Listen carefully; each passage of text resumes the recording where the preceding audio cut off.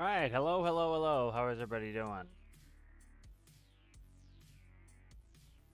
How's it going, Amanda? How's it going, Citrus? When's the next multiplayer stream? Likely, probably Tuesday, I would say.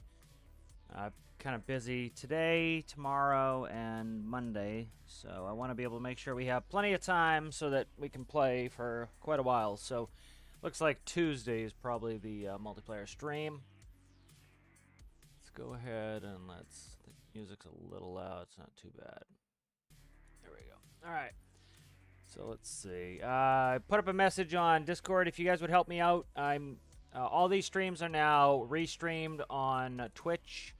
If you guys would also sub to me on Twitch, I need 50 followers for affiliate. I currently have 32, and I need I need to average 3 people in the actually watching the stream. So if you like to watch me on YouTube, if you boot up Twitch, if you go to the top of the tab on Chrome, you can right-click it and you can mute the site, so you can mute the audio if you want. That would help me out. I'd like to be able to get affiliate on Twitch as well. That way, if there are people who prefer to watch on Twitch, they can watch it on that. So a little public service announcement there. Watching the documentary there, Citrus. So let's see. I'm going to go ahead and... So some things have changed with this last update, and some of them I think are intended, some of them are unintended. So I want to do some testing here. Fine. So let's grab my 3x3 modular here. I'm trying to just do a bench test. I thought I had a bench test. Trying to find one of my bench tests here. Let's do a bench test going here with identical. So this was part of it here. Okay. So these should run. Not necessarily going to start all of these, but so what I want to do is a bunch of people, they use pumps to inject air, and they are saying that is broken. So I want to do a couple tests here. We'll do normally aspirated, we'll do my impeller system, and we'll do a pump. So let's put a pump in here. So I wanted to test this. I did a pretty simple test on some of my stuff. I took out a couple builds, that I knew the speed of, what their top speed was, and I took them out, and they're achieving the same top speed. So it wasn't that in-depth of a test. So I kind of want to check that out, and so we're gonna go ahead and do that real quick. All right, so they're hooked to a small generator 3-to-1 on there. I'm just checking them all. All right, good. Let's go ahead and they all electrified on their own regard. I believe they are. All using the same microcontroller, so go ahead and quickly test this out. I want to see if these are running properly. Let's check. Turn the sound up a little bit. Let me know, guys, if the game sounds or music or anything else is out of wacky for you guys. It sounded like some of the engine stuff was a little loud yesterday.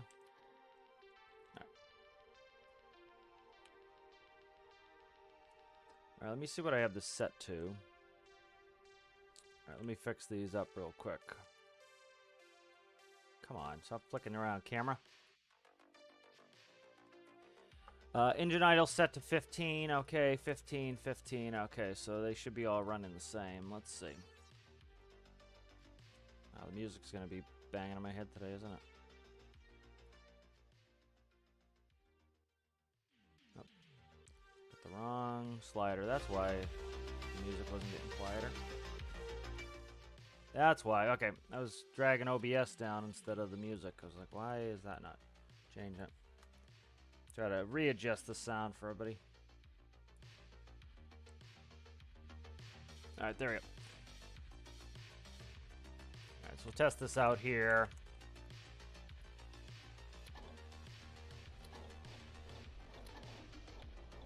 The pump's not on, so I gotta do that. Let's go toggle the electrical to there and also toggle to there. That's why that one was stalling out.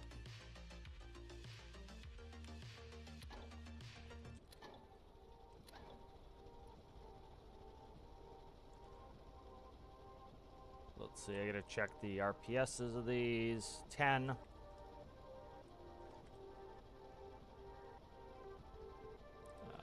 show me the RPS. 10. 10. So we'll see if they, so they did some stuff with the air on last Wednesday's update. For example, one of the issues with the diesel furnace, we went over this a little yesterday. If you choke the air, if you cut off the air supply to the furnace, you know, as in real life, what should happen is when you cut the air off, it should slow down the fire, and the fire can only burn as much as it has oxidizer. So if you reduce the airflow into the firebox, it should reduce essentially the ability to combust and reduce the temperature.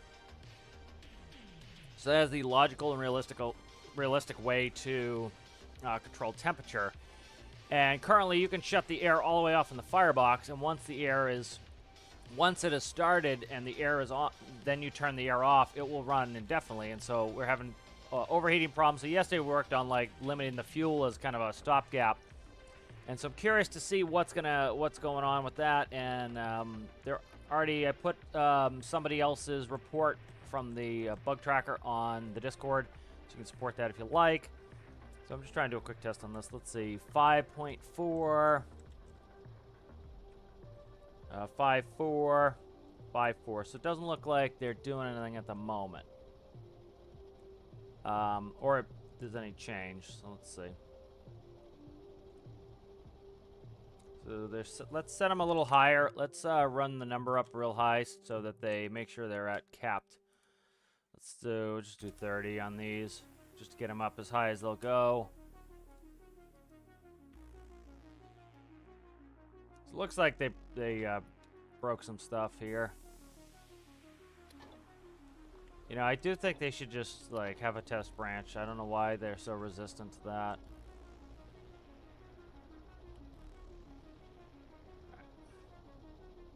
Right. 5.42. We're getting a little higher on that one just because I increased the value on that. 5.423, 5.423. This one a little bit lower. Yeah, that one's right on the money, it looks like. Let's see.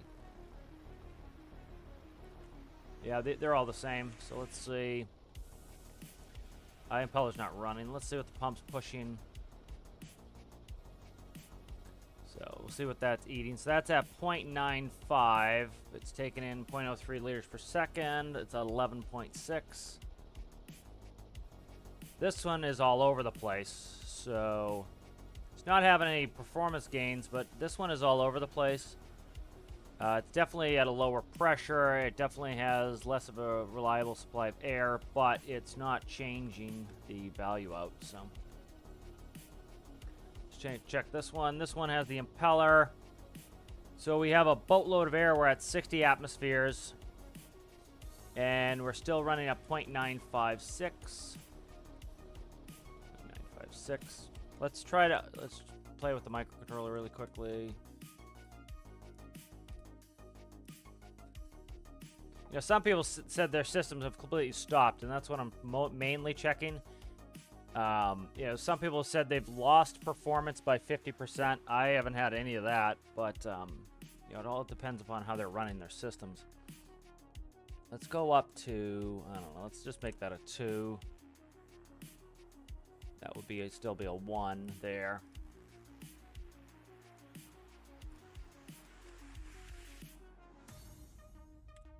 I tested out Frog really quick yesterday, you know, because I knew Frog goes 88 miles an hour at max speed. It was doing 88 miles an hour. So, let's check these again. It's going 88 miles an hour still, so it hasn't lost any power. All right, let's run these again. So, kind of uncapped where the air can go. See if that was restricting airflow.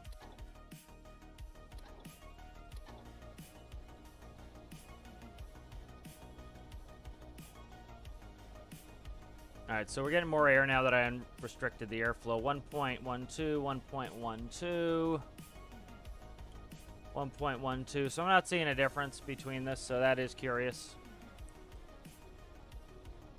You know, they didn't put up any documentation of what they changed, so all they said was they changed efficiency.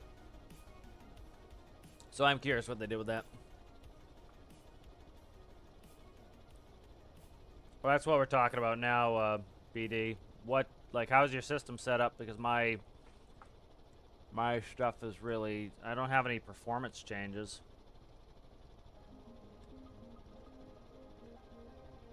Yeah, being uncapped here, we're good. 1.6 atmospheres, 1.14, 1.14.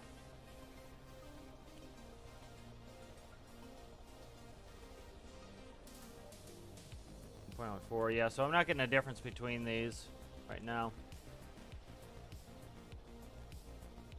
Yeah, I got an increase in power when I uncapped the airflow. I took out the airflow restriction. That was about it. Like this one, you can see is pushing 282 liters per second. So it wouldn't surprise me if the change was at the air manifold itself. So I'm curious if they definitely didn't cap the air manifold out at 1. Because as you can see, I'm able to push greater than 1, and I'm able to get an increase in output. Before it was at like 5.42. So we're able to get an increase in output. So they definitely didn't cap the air manifold at 1 internally. Yeah, so they definitely did something in there. I don't know what the deal is. They might have capped the pressure, and we're just not hitting the pressure. It's like, you can see this one's all over the place. It is taking in copious amounts of air. It's only at 0.8. There's no compression. This one here with the pump, we're at 11.5 atmospheres. It's not showing the air in value. Let's look at the air manifold. You can see it's more steady. We're at 0.03 liters per second. This one here, we're pushing more air. It's at about 60 atmospheres.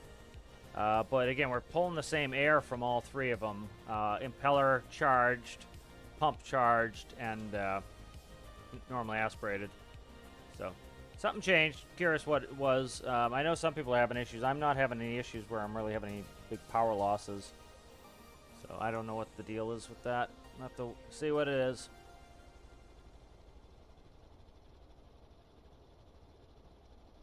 I have one large pump to pump the air in. Put an impeller on and see if it regains its performance BD. Put on an impeller like this, T-piece directly off the clutch. Impeller, blow it into your air intake. See what happens.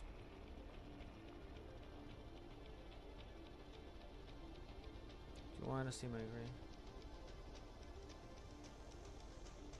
I'm not going to look at it right now, no. Just try putting an impeller on it, see what happens.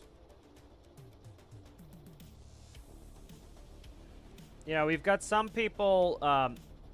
dude, stop bugging me about Triton, please. You're the same guy that's on Discord. Triton is likely never coming out. It's been said before, so... So, you know, some people are having no issues, no changes in the performance, and some people are, which would tell me it's not a mechanical issue, it's a microcontroller issue, because you know, we're all using the same air manifolds, we're all using the same air parts, we're all using the same pumps. The difference is how we set up our microcontrollers. So, like, BD, are you using a stoichiometry system like this for your system? You know, like, you can go on my tutorial, you can go on the Modular Engine tutorial series, you can grab the microcontroller, plug it into your motor and see what it's doing. See if it works. Because if you plug another microcontroller in and now your system works, you know it's a problem in the microcontroller. So you need to go step by step to determine what is actually the cause of the problem. Is it a microcontroller causing the problem? Or is it the mechanical parts? They definitely made some changes. You know, that's not under debate, really, frankly. But the question then becomes, what is causing it? Is it something in your logic, or is it something in the mechanics that have been changed? You know, so they only have access to change the mechanics. But I'm curious what's going on, because like a bunch of us, like Citrus said, his stuff's running normally, my stuff's running normally. You have some people, I was reading the comments yesterday on the patch on that particular update, and you know, you have some people saying all my stuff's working fine, other people none of my stuff is working fine, which it would be a design element at that point. So I'm curious how people are running it. Let's do a quick test with, curious if it has anything to do with the large pump. I doubt it. Let's look. Let's put in a large pump here.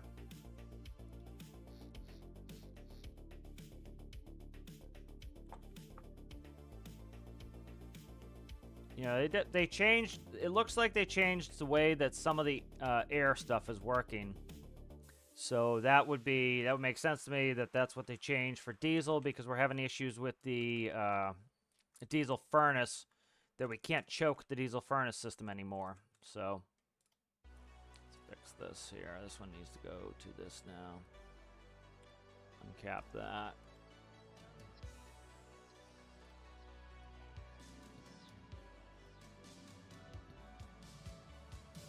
You know, so try a different microcontroller, see if that changes the performance of your system. You can grab this microcontroller off of the video.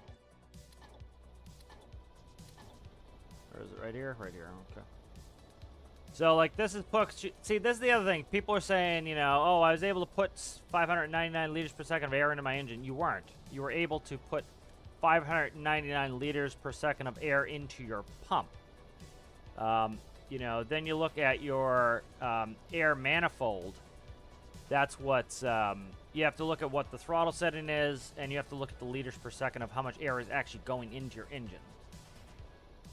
So let's look. 8. So, like, this is still boosting, and this is boosting the best right here. If you look, this is now making 8 S-watts off of this one. This is 6.2. That's 6.2. That is 6.2. So this one is pushing the most air. This one here, this pump. Let's see if it changes. Pretty steady. This one's blowing the most air in there. You know, eventually you're going to climb up to, if you notice the liters per second is going down, likely what's happening there is once you hit 60, you're not getting any more air in there. So the air is packed in, the air is fully compressed, and now you're only going to ever take in what the engine can eat at the moment. So, like, if you're looking here, this is, the engine is eating a consistent about, you know, 0.18 at the moment. As it warms up, it's going to change a little bit. But it's eating about 0.18. These are eating, you can't tell on this one, it's too flappy. That one's eating 0.03. So this one is eating 0.18. That one's eating 0.03. So you're still able to do air injection, and it's still able to get a change. This one here is eating... See, like, this one shows... I don't know why this one's showing what it's showing. It's not actually showing me what the engine is taking in for air. Let's look at this manifold here. You know, 0.17, 0.18. Yep, so that's the same. So this is... So it's fully pressurized here. No more excess air can come in. So only the air that is currently being used can come in. So the number changed from whatever it was, 599 liters per second. It's no longer moving 599 per second through the pump because we're fully at 60 atmospheres. So if you look here, you've got, you know, this is... Now, looking at the efficiency of this, let me look at efficiencies here. So if we look, we're only at 0.76 throttle right now. So likely this one could probably go higher. Let's see, 0.76, 0.38. What's this one? NA? This is NA. I can't tell with that one. 0.5. So this one here is much more efficient. If we look, we're making 8 S-watts, and we're only, well, let's look at liters per second. It's hard to read liters per second because some of them are flappy, but throttle's at 0.38. We're taking 0.02. This one probably won't read. Now it's reading 0.02. So I'm looking at liters per second. 0.02. 0.02. So they're taking the same fuel value on here. Yeah, they're taking the same fuel value. These three are the same, pretty much. And then this one here is pressurizing the air high enough that we can get a boost. So if we look at this one's probably the only one at 60 atmospheres. That one's at 60. This one's not, is normally aspirated. This one can't go to 60 atmospheres. This one caps out 11.5. And then what are you capping at here? This one is just south of 60 atmospheres. So I'm curious if this got up that extra little bit. If you notice there, it's showing 282 in, 282 out. What it should do is, like with the large pump, once it reaches 60 atmospheres, then it will show me what the air manifold is actually taking in and out. So if I spin this faster, potentially we could get that to increase. So what we'll do here is we'll change this up a little bit. I'm going to unburden the engines a little bit. Let's go down to 2 1s on these. Can't see this one. 2 1. Not that, you prick. Do this one. 2 1, 2 1, 2 1. So try to unburden the engine, get that impeller spinning a little bit faster. We'll let those cook for a second.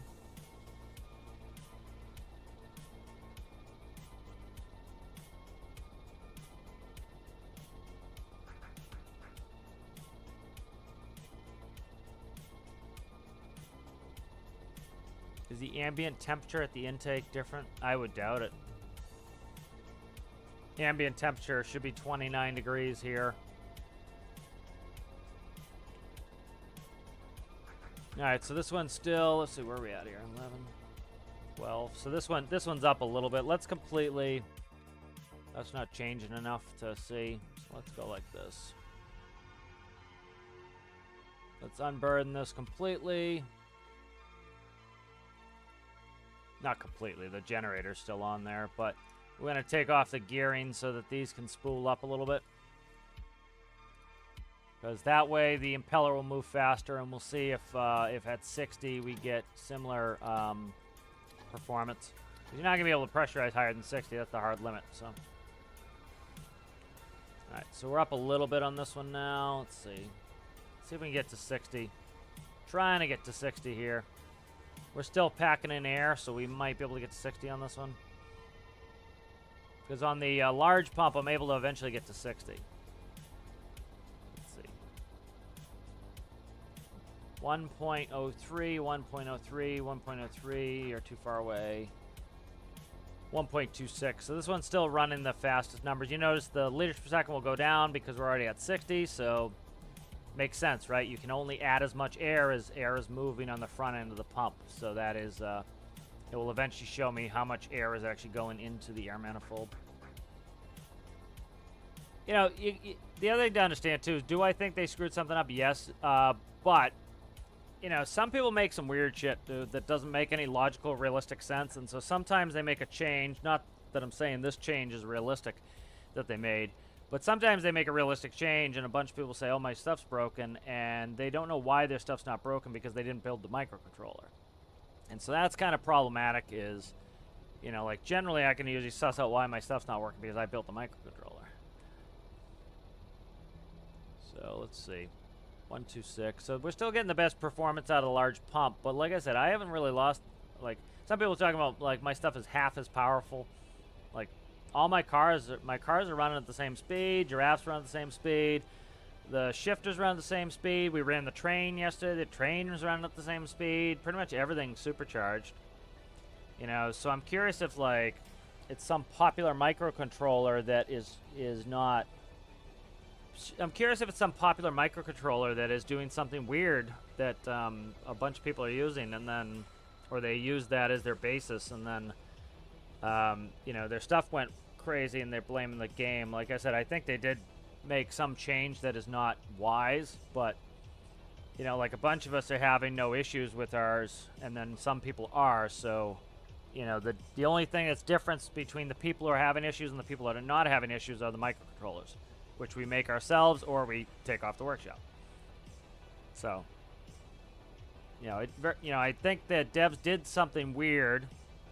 They didn't explain what it was, but the difference between, again, the people who have stuff, everything's working as expected, and people who none of their stuff is working would be that the people who have none of their stuff is working likely are putting the same microcontroller on everything, and the people that their stuff's working are likely putting the same microcontroller on everything.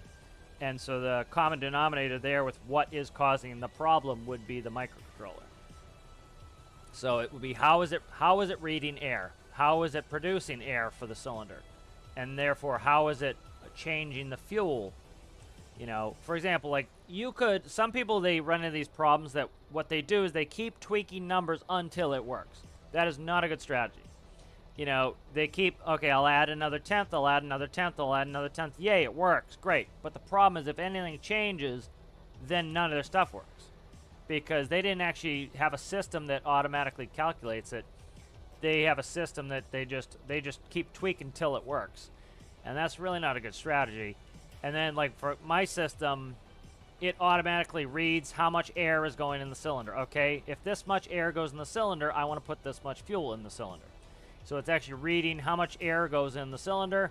I'll give you that much fuel. So if the devs change something where the air goes down by, say, 10%, well, guess what? It's going to go down 10% in fuel. You know? And so then you don't have a problem. Other people who just keep tweaking numbers, well, the problem is if air value changes, now fuel's not going to work. You know, because they don't have a system that automatically accounts for it.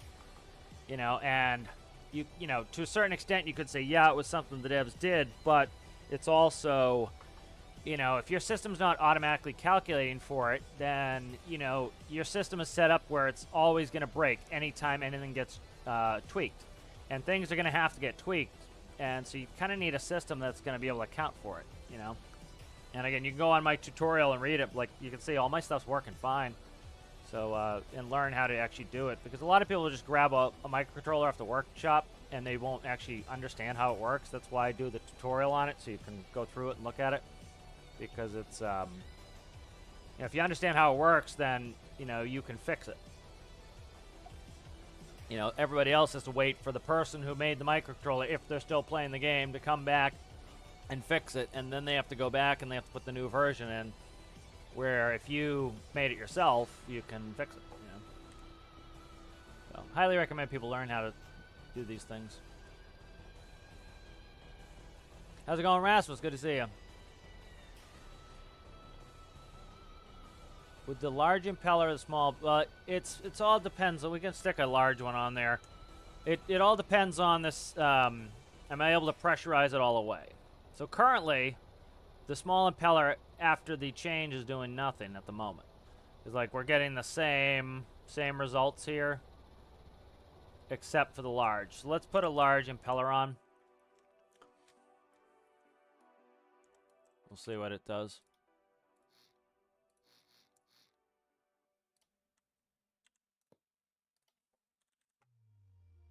Yeah, make sure I change the micro as well. You air in, you're air in. Okay, air in.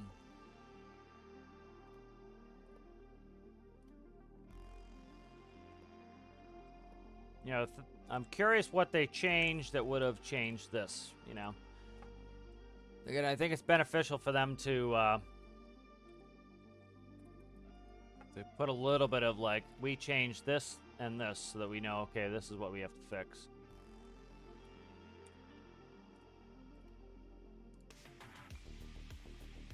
I think that's everything. Let me check.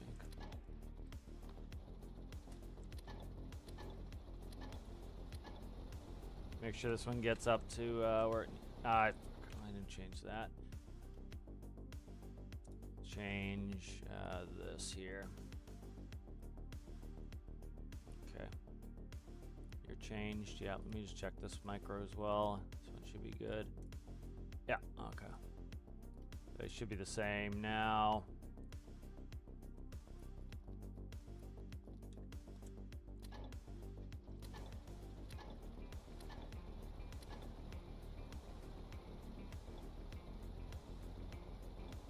One of them having a stutter. I can't hear which one it is, though. One of them I can hear is not starting. One of them has a starter going off. I can't hear it, though, which one it is.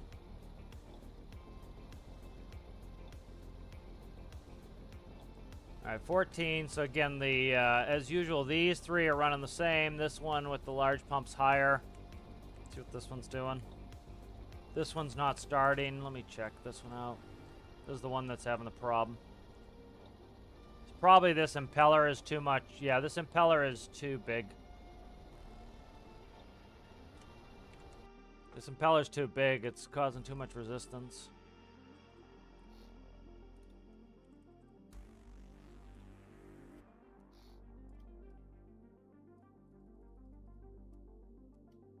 Let's down gear that impeller and see what if we can get the engine to start.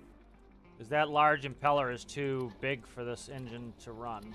So only a, what do we have, 2-cylinder engine here? So we'll see what, so if you look here, we're getting 599 liters per second. So again, the whole thing is, are we going to be able to hit 60 atmospheres? So one thing I find strange is that this here is, okay, it hasn't hit it yet. This one here is able to hit 60 atmospheres. If you notice, we just hit it there. Notice how the numbers are going down. That tells us that we're at the cap. We're at 60. We'll see if this one gets the cap at 60. So like this is currently turning at 1.3. Yeah, 1.13. So like this impeller's barely turning. So like this one here you can see is at 60. This one here is at 59.9, 3.4, 14. Why is this one so low? Yeah, this one's just getting overburdened by the impeller. The impeller is really slowing this one down. So you need a big engine to be able to run a large impeller. Yeah, I just can't. I'm not going to be able to get this one spun up because the impeller is too much resistance. But yeah, so you can see the large pump. I wonder if there's something hard-coded in the large pump that this one's the only one I can get up to 60 atmospheres. That's interesting. Let's go take... Let's do this real quick. Piss off, you. Okay.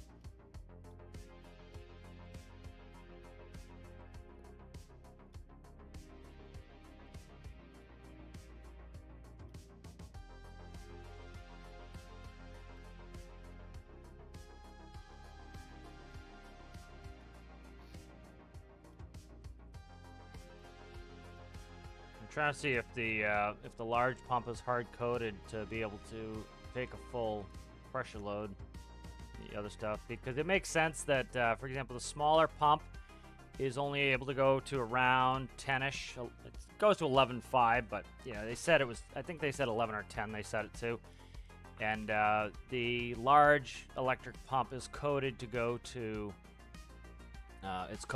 60. And then, so it looks like these will not make it to 60, but the large pump will, and therefore you're going to get that extra bit of boost.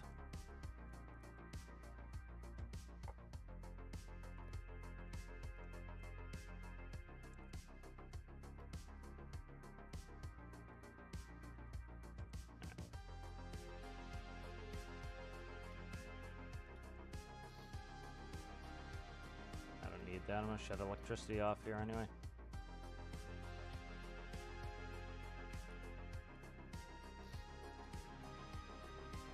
You know, I don't have a good engine test before this that's been done recently to show what was like before Wednesday, so that's problematic to get figures. But I would say the common denominator is if you got a bunch of people, none of their stuff changed, and a bunch of people, all their stuff's not working, pretty much to me, it tells me that there's something wrong with our microcontroller.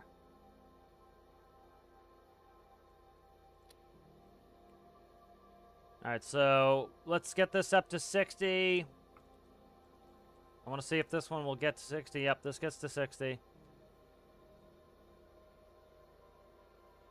There's 60. That one got to 60. So they will get to 60 if they turn fast enough.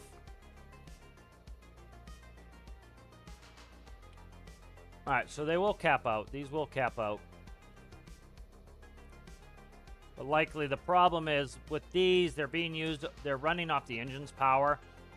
And these are kind of, I don't know if I'd say cheating, but like IRL, there's a reason why they don't do electric boost pumps. Is because you would waste more. Oh, thank you, Rasmus. I appreciate that. Everybody who got a membership from Rasmus, make sure you thank him for that. I really appreciate that, Rasmus. Thank you very much. Yeah, so, you know, this large electric pump's kind of cheaty because, like, you know, you would be using more. You should be using more electricity than you can produce from a direct drive system. You're doing a secondary thing in game.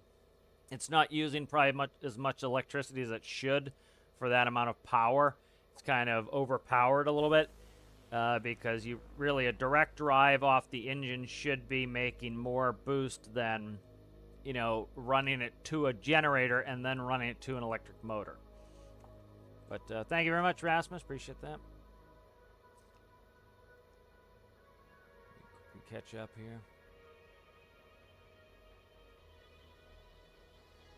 How's it going, Alistair? How are you? How's it going there? X-Horus, how are you? Z is not working, so I'm curious what Z is doing. So Pin Throttle, Lonnie, Andrew, CG, and Ratsy. Make sure you thank Rasmus. Appreciate it, Rasmus.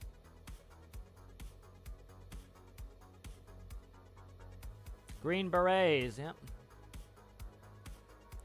So testing out, the devs made some changes the other day, and essentially what some people are saying that, you know, all of their builds, they are having huge power losses. And so they're kind of blaming it on the devs' changes, but I think it's more of a microcontroller issue. I don't think what the devs changed was correct. I think they made a bad change in something. I'm not sure exactly what they did because I don't have any details of it, and it's not easy to spot. But the issue people are having is you've got some people that none of their builds have had any problems from Wednesday's update, and you have some people that all of their builds, and it sounds like the ZE controller is not working. And a bunch of people who, you know, download the ZE controller, I would guess, are not building their own microcontrollers if they're downloading the ZE controller. And therefore, they may not understand what the minutia is of that. And so something changed, I would say, in the ZE microcontroller scene. It's pretty popular. That the change is now causing that not to work as well. And so I think it's in the microcontroller because I'm firing up my test bench here, and all my stuff is working normally as expected. You know, a bunch of people like Citrus, a bunch of people on the in the comments section have said all of my engines are working fine. And then you get a bunch of people saying none of my engines are working fine. So I'd say if you've got some people who everything's working fine and some people who nothing's working fine, it would be the difference is the microcontroller because we're all playing the same game. We all have the same air intakes. We all have the same impellers. We all have the same pumps. The difference being how the microcontroller is controlling everything. So I would say there's something secondary that's causing that.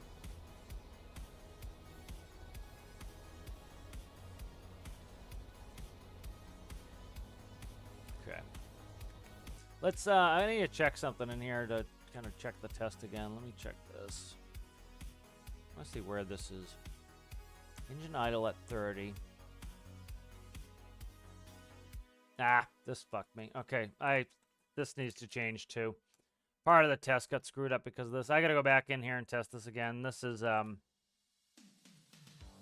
put the cap past the cap. That's why we're not getting a rise on those. Let's see if I can run this impeller. Let's try it again. I increased the idle to get them to rev up, and I did not increase the cap, so they were never able to go over the cap. We gotta run these up.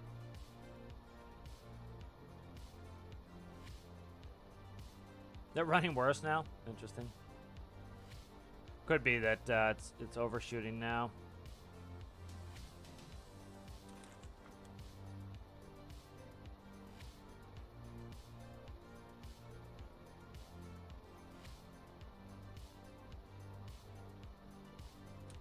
Well, that one's not connected. This one is the pump.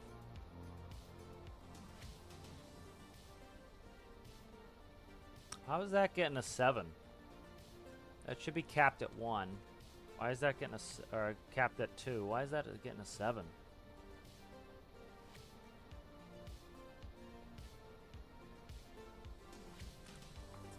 Yeah, let me check this. Something's wonky now.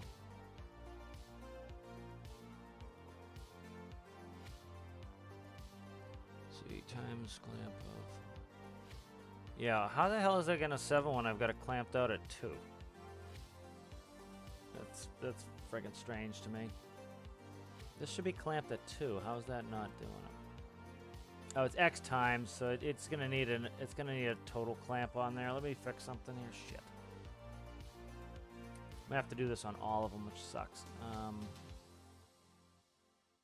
That's what happened there. Okay, let's fix this.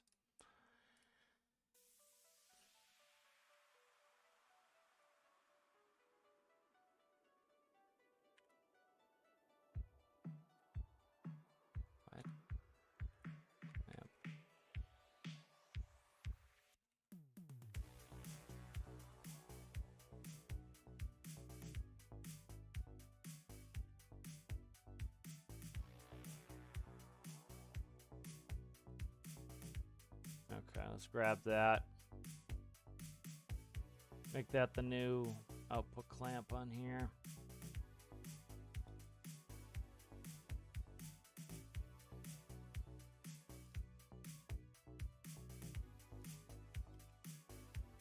But yeah, I'm not going to stick on this for too long, but I would say it's something in the microcontroller that I'll bring up a Z and check it, because part of the problem is I think Z goes into Lua and all this other shit, and it's like, it makes it hard to look at it. But all my stuff is still working. You know, I don't have any vehicles that have 50% of the power like some people are having issues with, so it's not a universal problem where they changed a part and now everybody has 50% power. You have people using some microcontrollers are getting 50% power, and some people using other microcontrollers are getting normal power. So it's, say the common denominator is the microcontroller. There's something in there. Alright, so these are going to run anemic because I'm trying to give them way too high of a value. So, alright, let's jump off this. So, like, let me see. I don't have the Z picked up, but you look at the Z really quick.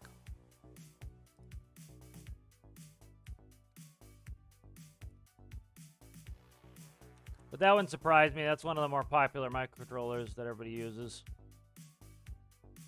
And it's also from March 6th, 2021. So it's getting pretty old at this point. See, so we got a message from Urinwin yesterday. Let's see.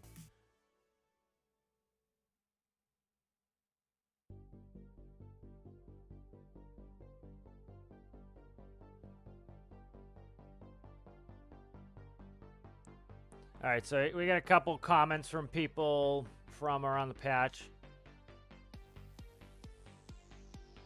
Okay, so it definitely looks like there's an issue in the urine. Let me bring it up so you guys can see it. So this is the microcontroller right here. Let's see.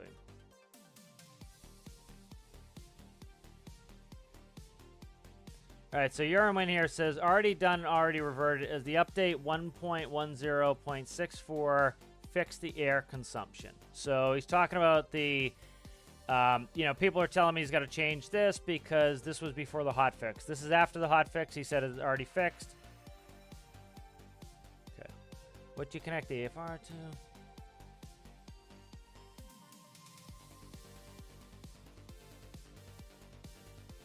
So the other thing, too, is, you know, the common denominator, I would say, with this microcontroller is people who don't know how to make their own microcontroller are downloading this, and therefore, you know, there's probably a strong corollary with they don't know how it works, and if they don't know how the microcontroller works, they therefore can't you know, make changes to their engine to make sure that it works with this microcontroller. And so I feel bad for Urine Wind. He's going to be fielding 9 million different questions here from people who don't understand how the microcontroller works, trying to help them to fix the thing, you know. So that's, I can imagine that's tough, and it's a pretty complicated microcontroller.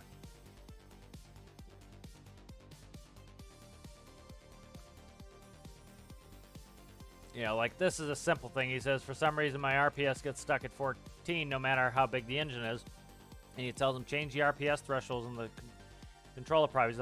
Likely this person doesn't understand like anything about how the logic works, and then like this is a very simple thing. It's just change the thresholds to make it, to increase the value.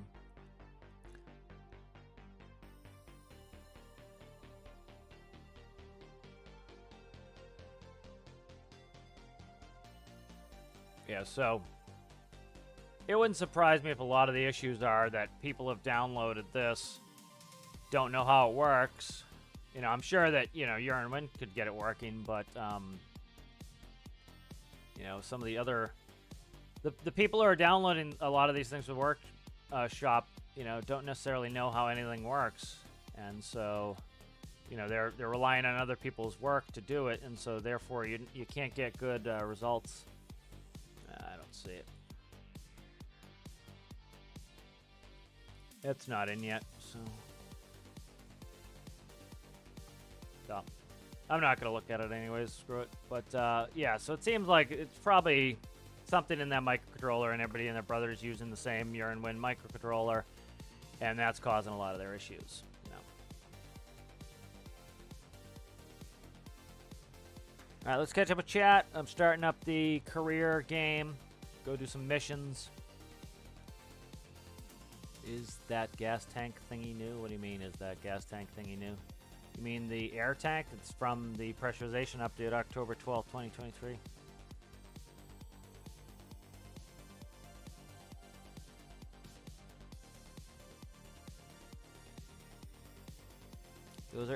Those are gas tanks from the pressurization update that happened on October 12th, 2023. Yeah, like Rasmus saying he has no problem with his engines. Okay, yeah, so that was like Xorus is saying, I have the impression that efficiency of the engines has been improved. I was able to get 106 kilometers with just three small tanks, and air fuel ratio 1:2. If you don't like it, Buzz, you can say adios. Of course, ads. How do you think people make money there, Buzz? You know, people work and they deserve to get money for their work, Buzz. Why should people make no money for their work? Explain that to me. And how do you think they get money? If you'd like to donate, Buzz, you can do that. If you'd like to buy YouTube Premium, you get no ads. I have YouTube Premium. I haven't seen an ad on YouTube in about 6 months. So if you don't want ads, you can pay for Premium. But you don't get things for free in life. Things cost money.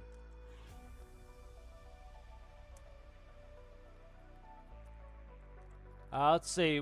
Let's run back to, I'd say FJ probably. Let's see. I missed some of these. Let me check them. This is an FJ. 7 grand, not bad money. Let's get that. Yeah. I don't understand this bitching about ads. You can put an ad blocker on. You can pay for what you're watching. You can pay for premium, or you can watch the ad. If you don't want to pay for anything, watch the ad. FJ. I just don't get it. It's as though capitalism has somehow surprised people and is a new concept. It really isn't. It's been around for quite a while.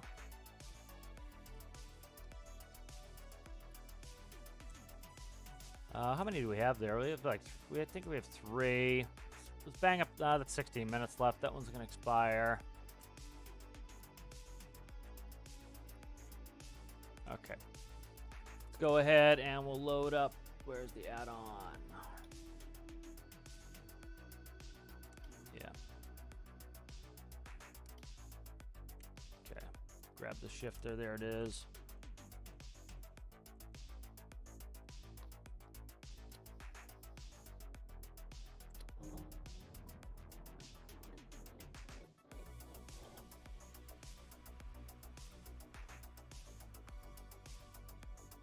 How's it going there, Addy? How are you?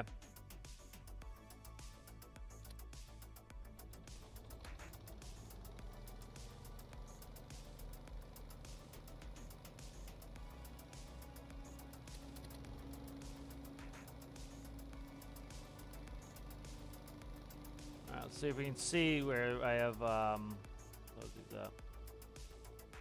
Nice little train in your head? That's alright.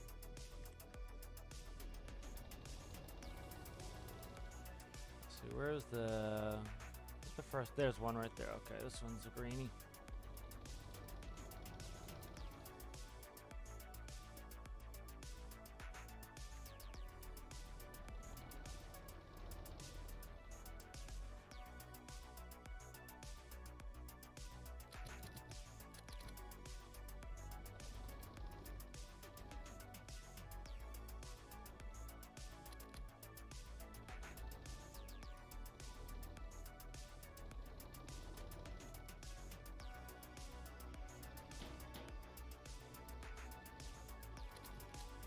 Which one was the next one? I think this one here can go. All right, good.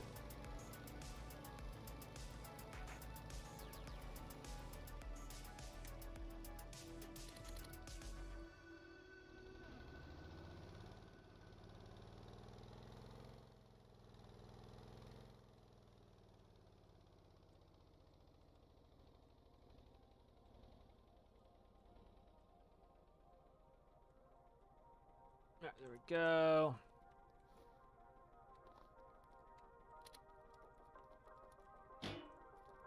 Jump up the staircase, please. Thank you.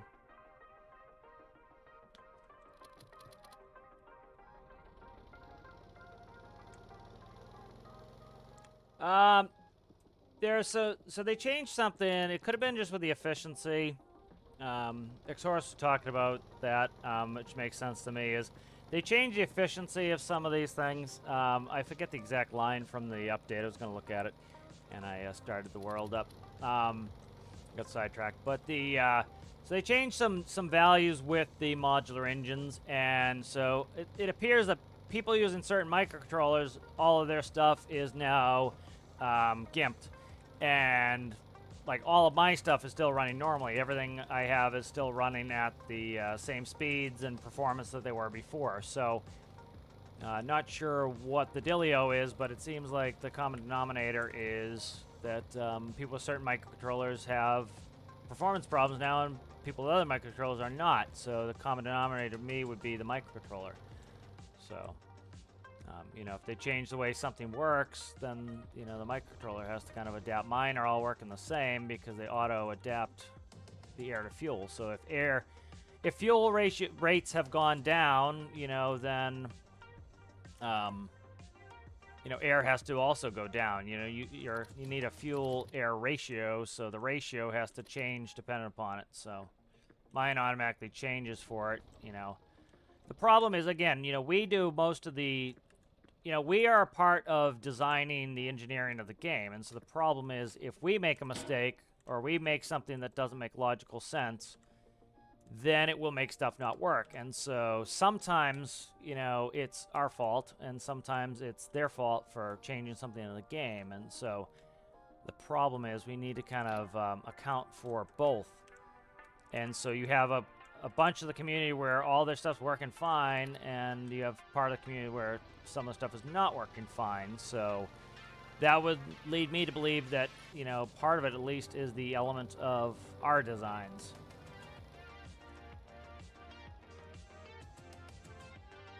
You know, they did do some things that are not right, certainly in the Wednesday update. I supported a bug report that, for example, the diesel furnaces, you can shut the air off completely and they still run.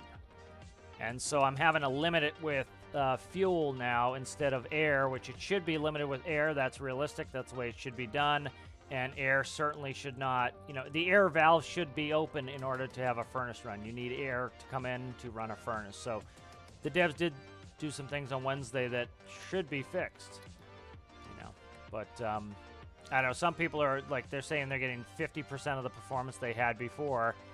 I'm not seeing any of that with any of my stuff, so I don't know what their deal is. I've asked a couple people who had those comments what are they using to control their AFR, and they have not responded, so I can't even look at what they're doing. So cannot fix it if I don't look at it, or I can't understand it if I don't look at it. So, and you know, it wouldn't surprise me if those are the people who don't know how to make their own microcontrollers, so they couldn't explain how something works anyways to me to make me understand what they're doing. So.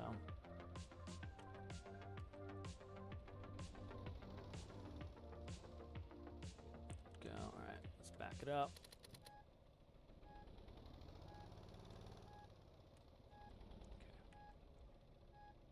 I need a side justification on this. That's something I need on this, is the ability to slide side. Maybe I'll build a new shifter at some point. That'd be kind of a cool project. Get me something to build.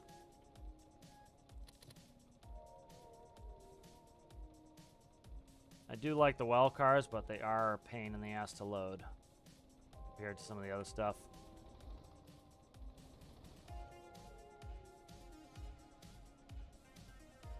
Let's see, if I drop this, is it going to be a bitch?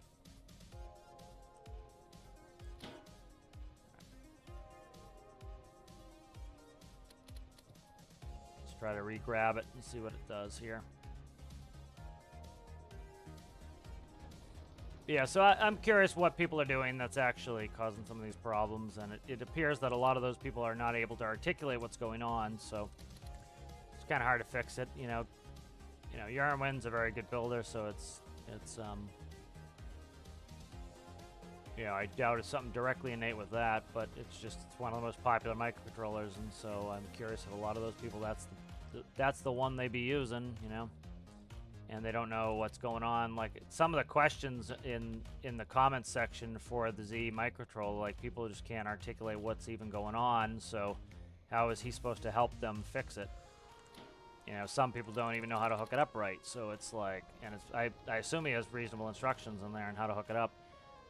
Some of them seem reasonably obvious, but again, he's kind of, that's the problem, is making some of those. One of the reasons I don't make just microcontrollers I put on the workshop is, you know, you could spend 3 hours a day answering questions. I'd rather just do a tutorial and teach people how to do it. You know, it's some of it's self-selection. Is the people who actually want to learn are going to be, you know, you can work with them to answer questions. The people who don't want to learn, they just want to plug and play system. Well, there's nothing wrong with that. You can't walk through a problem with them because they don't know enough of the logic to be able to answer your questions. So it can make it difficult to try to help them. So it's one of the reasons I don't do that, is it's too hard to communicate with them and get the answers you would need to fix something. Shit, this is gonna be a pain in the ass.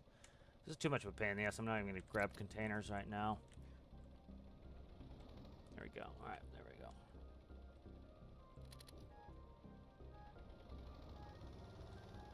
Kind of want to. I'm already kind of like, all right, fuck this. I'm already done with containers for now. Screw this. All right. We did containers yesterday. I don't feel like doing it again, so. My God, click the right button would be great shape. There we go. Yeah, so that seems to be the main issue people are having is, you know, the issue is they're having power loss. They can't explain why they're having power loss, and because they can't explain why they're having power loss, then can't diagnose what the problem is. You know, I'm not having any power loss, so you know, there's nothing I can easily figure out what it is. So somebody who's having power loss who knows enough about their microcontroller can probably come up with some sort of solution to figure it out. You know.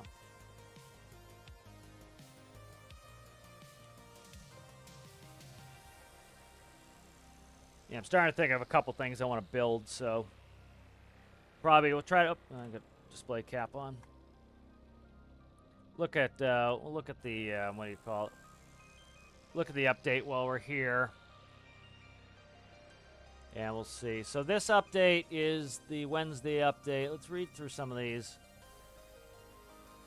I think this was a good change to remove the depreciated steam boiler pressure node. I do agree with a bunch of people that what they should do is just put an internal pressure gauge in there. You know, like we're adding T-pieces with pressure nodes, a lot of us, after the boiler to read the pressure. I think they should just put that in the boiler. I think that would be helpful. I think they exchanged it for something else, though, because I had that node plugged into something, and then it was reading a different number, so I wonder if they've already replaced it with something. So they said fixed issues with engine fuel consumption. A bunch of us have been asking for more details with this. I can go look. 22890. Let me look at 22890 and see if that shows me any more information. Because, see if they actually explained it on there.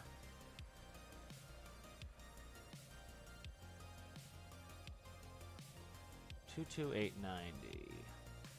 22890. See, I can't search by the number, I don't think. I don't think it comes up with it. 22890. Shit. So that's not going to work. 2289. 22890. Yeah, it comes up with nothing.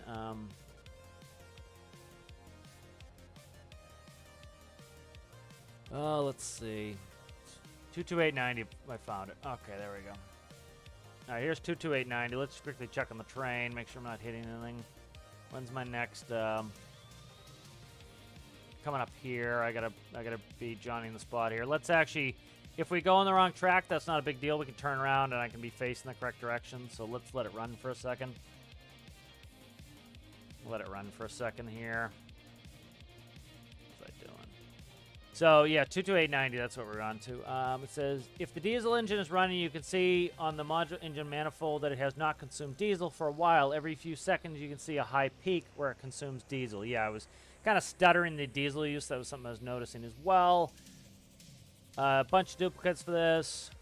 Same issue. The issue has been automatically closed as implemented due to related developer task being marked live. Okay, so they didn't explain what they did. So that's something I noticed too, is like you would see the it like sucking some fuel, then do nothing, sucking some fuel, then do nothing. It looks like we're getting steady fuel flows now. So they didn't explain that, so I don't know what... it's hard for us to kind of see exactly what's going on because they didn't explain it. I'm trying to see where the next... we got to watch this next switch here. You know, it's hard to tell what's going on, so that's problematic at the moment. Because I can't look at what they changed and then try to deduce if they messed something up, so... But some people are having problems where their engines are like, they're not able to supercharge. I did a test where like all my supercharging stuff's pretty much running. I'm not seeing the difference. Like we ran impeller supercharge, normally aspirated, small pump, and large pump. And the only one that got any difference was the large pump had more performance. That was the only one that had any difference. So... But again, it's only happening to some people. You know, it's happening to a bunch of people. But again, like, let's say 1,000 people are using the same microcontroller. Of course, all 1,000 of those people are going to have the problem. But, you know, is the issue necessarily the game or is it that microcontroller? You know, for example, like, you know, Rasmus was talking yesterday. He uses the pressure node off the boiler to show, what do you say, water intake. And because of that, you know, now his microcontroller is not going to work because of a change the devs made, you know, and so, you know, at the end of the day, that's likely going to have to result in That's likely going to have to result in a change in the microcontroller because that's, you know, probably a permanent change. They got rid of that node, and I don't think they're adding it back.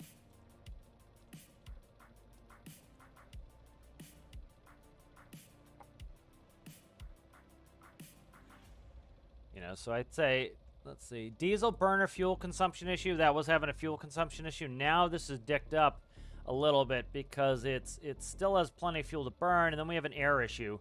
So we still have the air issue there. That needs to be fixed. We had the hot fix, which fixed a basic issue. Fixed module engine composite node data from the air consumption channel. That was a small decimal place error that was causing, you know, the AFR to be off by a factor of 10, and so that seemed like a decimal place error that they fixed. But I'm curious to see what it is. You know, I haven't been doing too much myself because I'm not going to take the Z microcontroller and pick through it and do it. You know, that's for your and when to do. Some people who are interested, who are having the problem, you know, might pick through the problem and find it and make a bug report. You know, leave that to them, as they are the interested party. My stuff's working, so I don't really care. For my own uses, you know. We're good there. Okay, we're good. That's the one we got to worry about, is that one there. This one doesn't matter. I don't care what side of the track we're on. That one's fine. We'll go on the other side. Okay. All right, so we're coming in here, and then we need to get on this one here. Let's read some chat.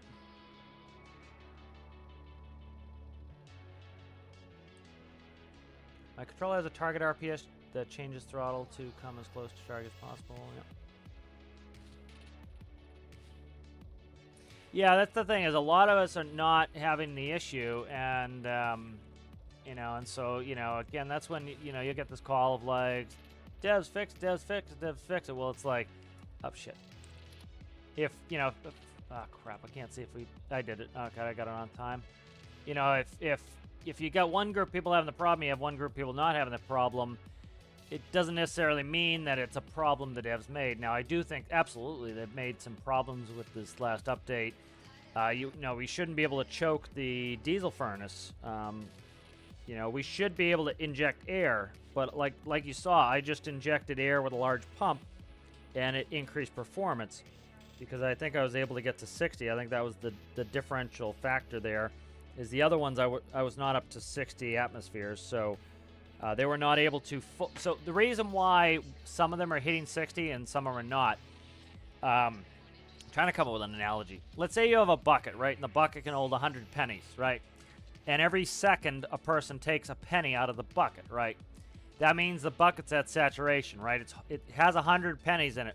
Every second a person takes out a penny, right? Now let's say you have another person, right? They're throwing in, they're trying, they're not succeeding, but they're trying to put 2 pennies per second in the bucket, right? Well, they can't put 2 pennies in the bucket per second. The bucket's full. So as the person takes the penny out, the other person wants to put 2 in, but they can only put 1 in. So every time a person takes a penny out, they're putting a penny right back in. So that is like the large pump. The large pump is overperforming. And so it is able to always put that extra penny back in every time a penny takes out. The other pump systems, what they're doing is the person takes the penny out every second, and every 5 seconds, somebody's putting a penny in. And because of that, you know, they're never able to catch up by putting enough air in, because the engine is taking more than it is being fed. And so in order to actually supercharge, you have to feed it more than it can take. And so that's the whole thing with the 60 atmospheres, is by hitting 60 atmospheres, it means you've reached saturation. It means you've filled the bucket with filled it full of pennies. And so the only time that a penny can be added now is when one gets taken out. So every time the air manifold takes some air, it is automatically fully filled again. And so it's like full. I gotta check this real quick. We're good here. You know, so that's the only issue going on with that. And so, you know, it's essentially they're at full saturation. So likely I probably could get them at full saturation. That was the test of me hooking them up to large motors. Because large motors are just, you know, will run at crazy. They run at 19 no matter what. They essentially have unlimited torque. Not unlimited torque, but they have a lot of torque. And they run at 19 RPS. And generally, I think like around 7-ish RPS, you're capping out how much benefit you're getting off the impeller, because you're not able to put any more air into it anyways. You hit 60. So likely if you could get the small impeller up to 60 atmospheres, it would probably perform the same as the large electric motor. If you could get the You know, if you could get you're never going to be able to get the small pump up to 60 atmospheres. It's designed never to get up to 60 atmospheres. So if you use the small pump, you're never going to get to 60 atmospheres. So I would say the impeller is going to work better because I can get the impeller up to 59.8 with my current setup. And you're never going to beat the large motor because it can get to 60 and the small one can only get to 11. Now the large impeller again is limited to 60. So if you could get it to 60, shit, where's the switcher? Okay. Hopefully we hit that in time. That's the backwards. Is that the backwards facing one? I can't fucking see. It doesn't matter if we go up. Shit, that got ballsed up. I gotta back up. Shit, I just heard something break. Damn it.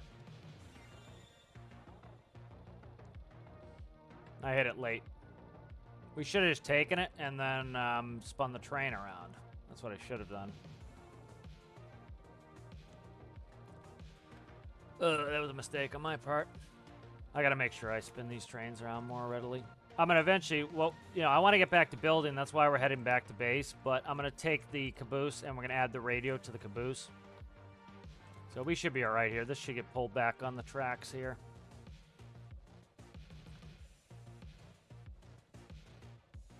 Yeah, so I'm going to add a radio onto the caboose so that we can sit in the caboose and we can run the switchers because that's all we really need to do. And what I'll put is I'll put a stop function on the... I might just add the functionality to be able to do speed from the caboose as well so we can run it from the caboose. That's probably what I'll end up doing. All right, so we're almost back to where we need to be here. So I want to get back to building. I was kind of struggling deciding what I want to build. I'm trying to build up all the stuff I need for both the mining, which we're going to do multiplayer on Tuesday. Yeah, I might try to start scheduling multiplayer. That would be probably a good idea. There we go. Track switch. I got to fix the switcher a little bit here.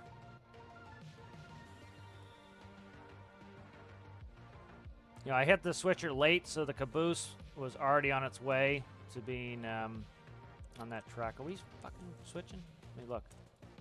Why are we not switching? All right, it's all right. We're fucked again. You know what it is? It's the distance of the antenna.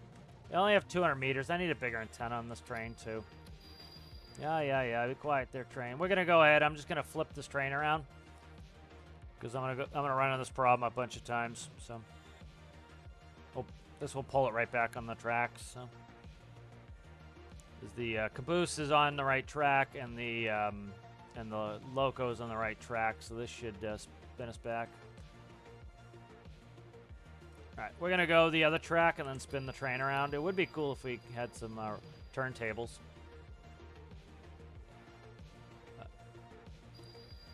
Yeah, so that gives me something to work on too. We'll go ahead and I'll work on actively getting the switcher fixed. I'll put some switchers, some speed controls. I might just do an emergency stop on the caboose. I haven't decided yet. Because the main thing is, as long as I can hit a stop button if I need to, I can run back to the locomotive and operate the train. You know, get the train moving from the locomotive again.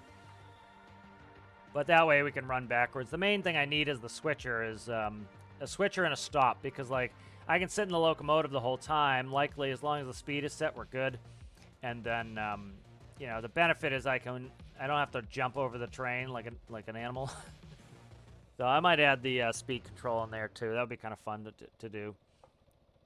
Yeah, I think that's what I'll do. We'll do that. I'll see if we need to work on some builds for the multiplayer stream.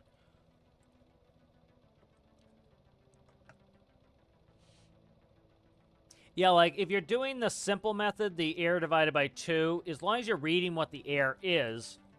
So like if you're reading the air from the composite node, that works fine. Because what's happening is, okay, let's say I'm the devs and I change the air input value by 10%. Well, because you're divided by 2, so let's say the air was 1, and now the air is 1.1, right? And so now your fuel goes from 0.5 to 0.55, right? And so that works perfectly. You have no problem with your system. That works. My system does the same thing It's a little bit more complicated, but it's essentially doing the same thing. It says, okay, I have this much air. Okay, I can put in this much fuel. That's it. And so both of our systems work.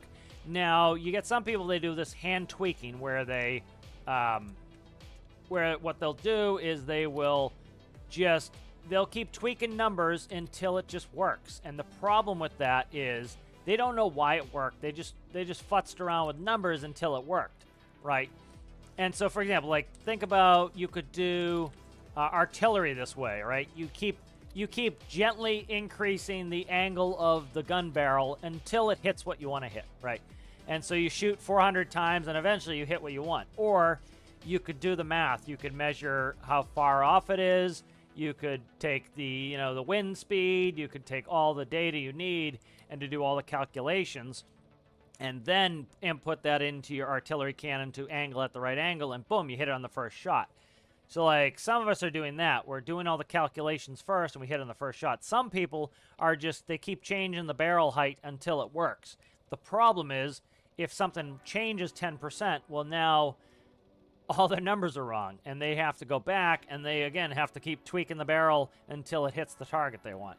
And so that's kind of the analogy I would use for what they're doing. And so, for some people, no wonder their stuff breaks all the time is because they never made it to work, really. They just tweaked the numbers until it was, like, accidentally worked, I bought Industrial Frontier here in the spring sale. Thanks for telling me. It would probably... Yep. I'm glad hopefully you're enjoying it there, Malamy. I meant to announce that, too. It is spring sale. So any games you guys are looking to pick up, it is the spring sale. I have a couple. That actually reminds me. Thank you. Let's look and see. I might buy one that I've been looking for. So I don't buy games very often, but I did have a lovely gift card for Steam from family, and there's been a VTOL VR playing I've been wanting to buy. So maybe we'll do a little gameplay of that sometime in the future. I gotta go left next. All right. Left track next. Let me see. There's a VTOL VR game that I want. So, but yep, the Steam sale is on. So, again, that's something I would do if you're looking for a game and you want it on sale. Check out SteamDB. It will tell you generally when the game goes on sale. It will tell you what its lowest historical price is, and so. There were some games that never go on sale, and so okay, well, there's no point in waiting. There are other games that go on sale every sale. So every spring sale, summer, fall, they always go on sale, and so you can kind of look at that and be like, okay, I'll keep it. I can buy it now or I can buy it later. All right, there we go.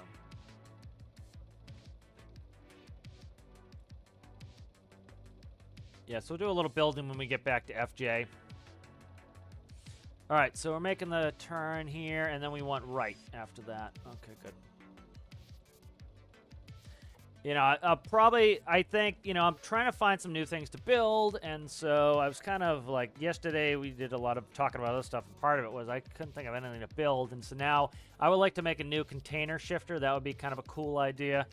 I want to work on this caboose, so now I have kind of some inspiration to do some builds, but yar. Be kind of cool to get the train out. So I can use the train to actually pump from the refinery all the way out to the train. I have a cart that gets pulled with the train, and it has the train has winches on it, and the cart pulls the hose out, and then you attach it to the facility, and you can pump from the facility to the train, and then and then you can fill the train up, which is kind of cool. All right, let's catch up. Yep, but glad you got a chance to get it on sale. It's always nice, especially if you're tight on money and you want to wait for a sale. It's always good for that. I think they're adjusting the stoichiometry effect. More efficiency means less power. It wouldn't surprise me if, like, a lot of things are overpowered, so it wouldn't surprise me if they're trying to rein some of these things in. And, of course, that's going to bring in complaints. Whenever somebody has an unfair advantage and you take away that unfair advantage, they're going to complain because that's, they were using it for an unfair advantage. And I get it, I understand it, but there's two parts of the community. There's a part of the community who cares about making things more realistic, and there's a part that don't. And again, sometimes that realistic community is going to get what they want, and sometimes the non-realistic community is going to get what they want. For example, like you have people who are building oil tankers that go 80 knots that look like oil tankers that should be going 15 knots. And that's fine if they want to do that, but they should have to build an insane engine for that because it's an insane request, right? They're asking something that's unrealistic.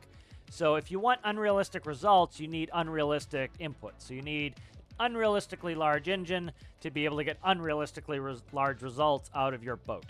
And so it should make sense that if you're asking for that enormous engine, that enormous speed, you need an enormous friggin' engine. If you're asking for realistic speeds out of your boat, you should expect to put in a realistic engine. Like, like to make up a complaint by somebody who wants their oil tanker to go 80 knots, they might be like, oh, on the real oil tanker, the engines only take up 10% of the space. Okay, yeah, but, you're asking for it to go, 4 times its maximum speed. So, of course, the engine should, if it's scaled linearly, should take up now 40% of the build because you're asking something insane out of it, right? And there's a reason why an oil tanker IRL doesn't go 80 knots. It's because they would rather carry more oil going slow than carry less oil going fast. There's no reason to get oil from point A to point B at 80 knots. There's none in the real world. It is better to bring insane quantities of oil at a slow speed than to bring a tiny bit of oil at very fast speed. There are applications where it makes a ton of sense to go fast. For example, rich people travel, right? For example, the Concorde. The Concorde wasn't really actually all that profitable, but like for rich people, it makes sense to go supersonic because they value their time to such an extent, and they have money to burn. So for them, it makes sense to pay an exorbitant amount of money to go that speed. But for most people, supersonic travel doesn't make any sense. The airplane lasts half as long as a comparable subsonic airplane. You have other noise constraints with, people on the ground. You have all these issues that crop up from it. So financially, it doesn't make any sense to go supersonic for normal passenger transport. It is better to go slower and carry more people, that's why we still have the hub and spoke system for airlines. Everybody was like, oh, Southwest is so great for so long. And they're like, why doesn't everybody do it like Southwest? Is the only reason Southwest had the success they did was because they got fuel hedges. So hedging fuel, you're essentially gambling on the price of fuel. So you guess what fuel is going to cost in the future. And if you think the fuel is going to go up, you essentially reserve. You're not actually buying the fuel and putting it in barrels in your house. You're essentially saying, hey, listen, I'll buy 1 million gallons of fuel from you now for this price. And so even if the price goes up, you've already pre-bought that. So you're buying future fuel. You're buying it from the producer, but you've already locked in a price for an agreed upon price. And so one of Southwest's biggest success was they just gambled well, and they got good fuel hedge prices. And so they bought fuel at a set price, and the fuel price skyrocketed. And so they were able to operate at a much lower cost because they had fuel at a much cheaper price than everybody else was paying. And then they started going in outstations. There's a reason why most airlines go to hubs. It is the most efficient and economical way to run. And so Southwest started going into places like Midway instead of O'Hare. There's a reason why most airlines go into O'Hare. It is efficient for everybody to go to the same place. Southwest goes to Midway, and, it keeps the airport alive, but there's no way in hell that Southwest is paying enough in taxes to cover the cost of what Midway costs to do it. So it was also a huge socialized subsidy to keep Southwest alive going into Midway. You know, there's a reason why everybody else goes into the regular hub. You know, it's more efficient. You know, you have more resources there. Things are more consolidated. You know, it's much cheaper for the general public, or, you know, on a social setting, because, you know, you have you already have controllers there. You don't have to add extra controllers for the inflow. You know, so they were able to get things like cheap gate space, but it was also subsidized by, you know, people's taxes. You know, I don't know why I got on that topic, but I did.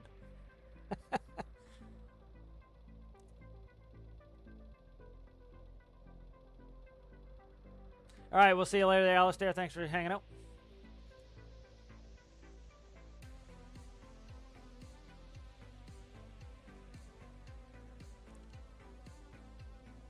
You can get the same behavior from the engine with RPS target as you would in a real vehicle.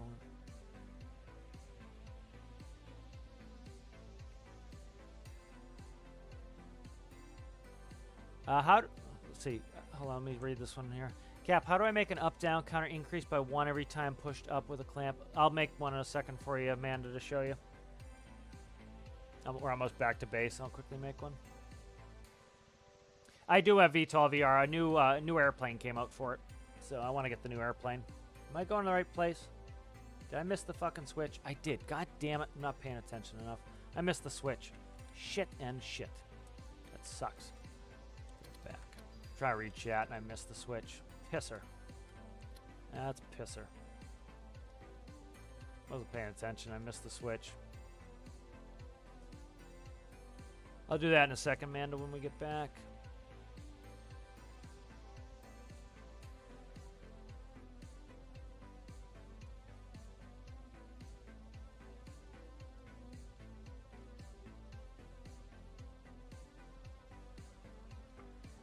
Yeah, so we'll see what... I'm curious what they changed. You know, a bunch of us have been asking the devs to be like... to kind of somewhat show us what they changed. Like, you know, it takes some of the guesswork out. Like, I enjoy going through some of that stuff. I enjoy, like, figuring these things out and figuring out solutions for that. A lot of people don't, and even people who sometimes do enjoy doing that, it can be friggin' tiring to every time to have to go back and change something. So I get it. And I think it would behoove the devs to just kind of, to give us a little bit more of like, okay, yeah, you changed efficiency of the engine. What did you change so that we now know how to change our systems? I think that makes it, the switch is correct. Why are we not switching over? This is what I switched it to, for Christ's sake. We should have gone on that. Maybe I didn't go back far enough. Where's the switch? No, the switch is right there. Thought I went back far enough. Maybe I didn't. I should be switching to the right side here. Maybe I didn't go far enough back.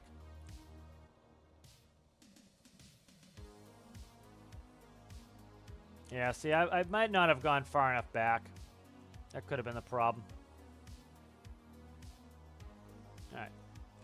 Let's go catch up with the strain.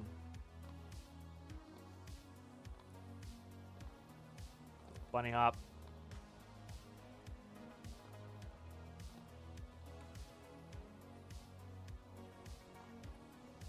Let's try to get on the right track this time here. Yeah, it's on the correct track. I switched it correctly. Just, I don't know. Make sure it goes the right track. I might not have pulled past the switch. If you don't pull past the switch enough, it won't actually switch you, so.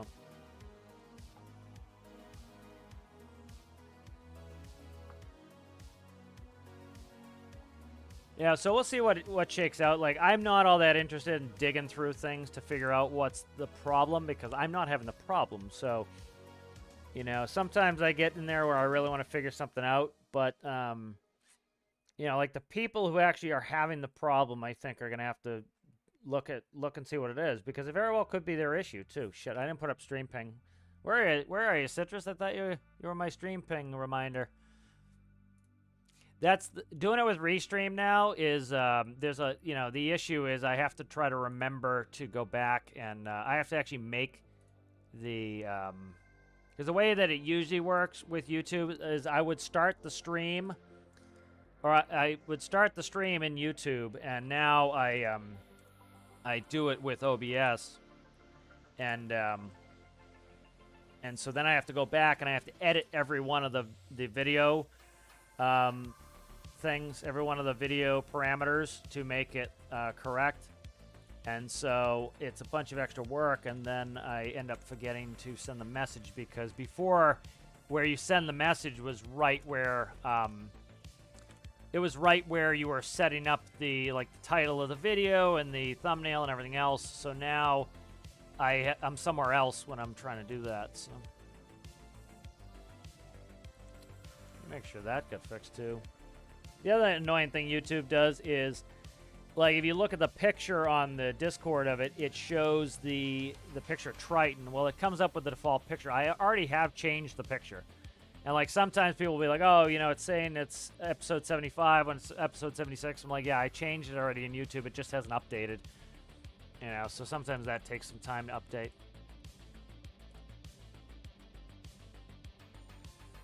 How's it going there, Karl Gaming? I'm on YouTube, so I'm talking to YouTube.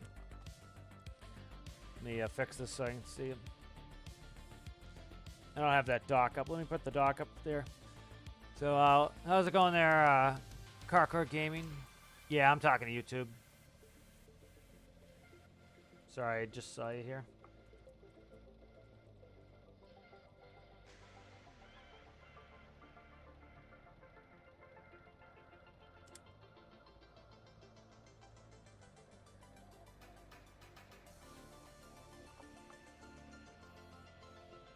All right, let's. I'm getting distracted here. I gotta get this train in real quick. All right, we're on the right. Hopefully we're on the correct friggin' tracks. I gotta get moved over here into the base. So I'm just trying to pay attention here. It's a little bit dark, so I gotta see.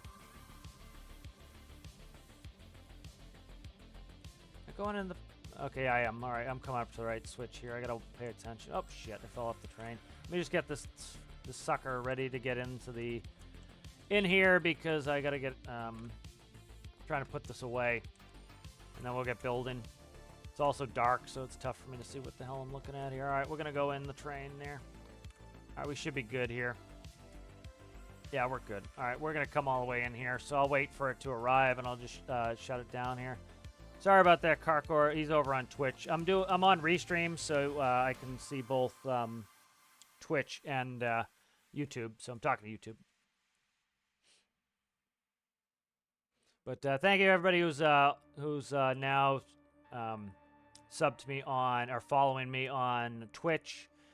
Again, I'm trying to get Twitch affiliates, so if you guys watch me on YouTube, if you don't mind, also just follow me on Twitch. I'll put the link in. That helps me out. I'm trying to get the affiliate going on that. Thank you. Appreciate you guys. So I'm using Restream now. So if you guys don't know what that is it's a utility that allows me. It essentially just duplicates it, restreams the stream onto multiple different platforms. So there are a bunch of people who prefer to watch on Twitch, and this way they can watch how they like to watch. Thank you, BD. Appreciate that. But this allows people to kind of watch where they like to. There are some benefits on Twitch. There's some benefits on YouTube. People have their own preferences. For example, if you have a Prime subscription, you can, and you don't like to watch ads. For example, there's a couple people I watch on Twitch, like Endra. I watch Stankrat for Tarkov content. And so if I want to watch their content and not have to watch ads, I have Amazon Prime, so you get one Prime subscription that you can use for free. And so, for example, if I watch Endra all the time, and I don't want to see ads on Endra's stream, I can use I can use one Prime subscription to one person per month. How is that switching tracks? Okay, I think it's good. Let me look. Damn it, switching tracks again. Oh, you motherfucker! I missed it. It's so you can sub to that person. So that's a benefit of Twitch, is if you already have Prime, you can do that. So I do that with one of the people I like to watch. So that's one of the reasons I'm trying to do this, is that if people prefer to watch on Twitch, they can, so.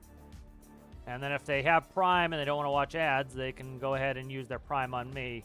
Because right now I'm not subbed to anybody with Prime, so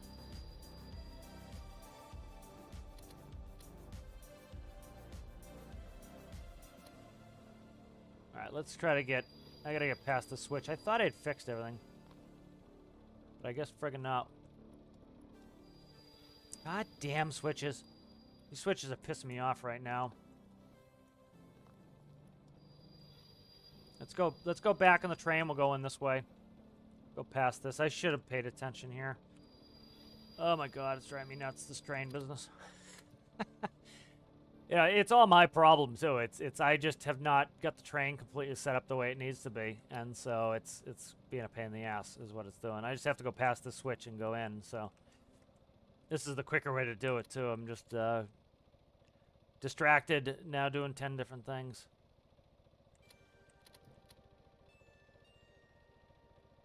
Alright, we'll be good now. We're going right in. But yeah, so that's how's it going there, Space Heat Mopar? Yeah, like you know, Space Heat Mopar is talking. He likes watching on Twitch because he gets less of a delay. So, you know, and then you have some people who've like never watched anything on YouTube. They prefer Twitch, you know, and so there are some other benefits in Twitch too. Is it gonna do it? I didn't go far enough back. No, it's turned. Okay. You know, for example, like, if you're, like, for Tarkov, you know, certain streamers will get drops. They can drop items in the game.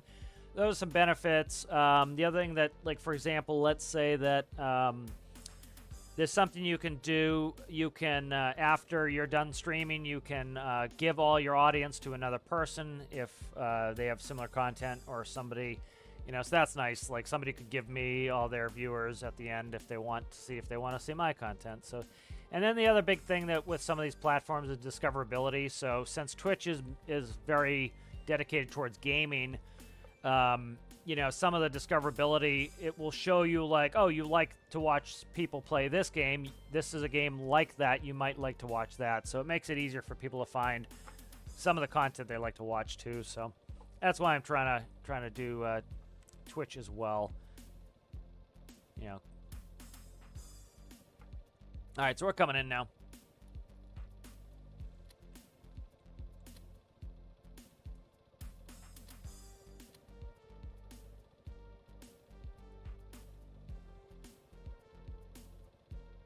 Oh, interesting. YouTube freezes using Firefox. That's interesting, yeah. Yeah, I keep trying to go forward and backwards. Some of it's wheel slip, some of it's brakes. So I have a slip indicator on here. I wasn't paying attention to see if it was slip or brakes, but the brakes do come on automatically. I don't have a separate brake handle. It's just it puts in the brakes when it needs it. So PID controls the speed, so it puts the electric motors in reverse to try to stop you. And if that's not enough, it will apply the brakes. Like you notice, no brakes applied. Then it didn't need to. It used the motors to stop us. If it was enough, it would go ahead and do the brakes. Right.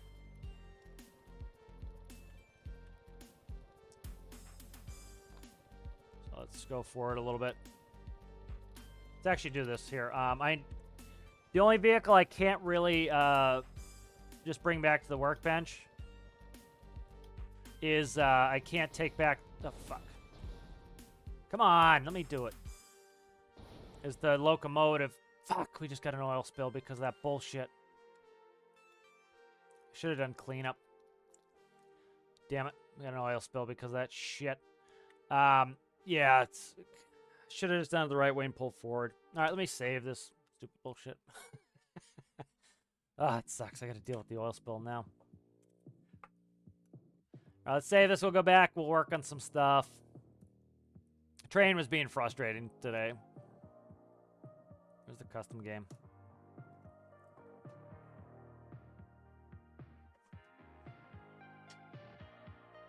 All right, so I got to keep an eye out. I'm going to see Dune in a little bit, so I got to keep an eye out for that. I'm going to go quickly grab coffee while this is loading in, and I will be right back.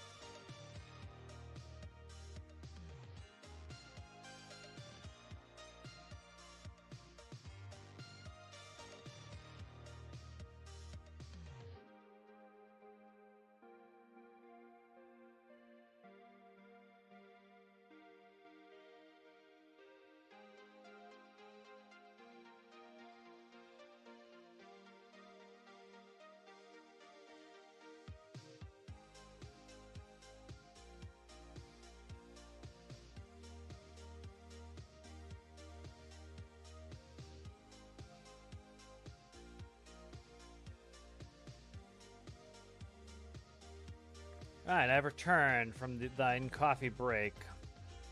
Alright, let's catch up with a quick chat. Again, thank you, BD.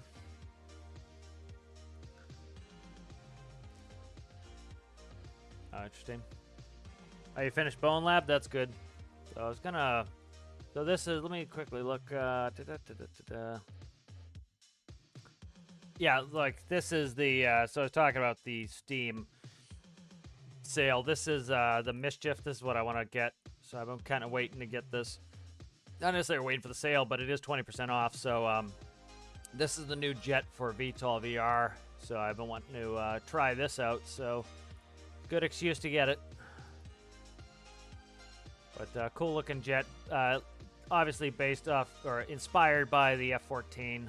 So kind of a cool jet for VTOL. So that's kind of cool. All right, good. So let's work on some of the crap. Again, like I said, I've got to be at the movie at 3:15. I'm waiting on my brother when he's gonna go. When we're gonna go. So I think probably I got a little bit. I got at least probably 40 minutes. We'll see. But we'll work on some builds and we'll see what we can do. Let's go ahead and grab the diesel loco first. I gotta fix something on here. Oh, Manda. Let's do Manda's thing real quick. So Manda's talking about an up-down counter. Let me read it. What do you want? 0 to 3, and each press is a click. Is that what you want?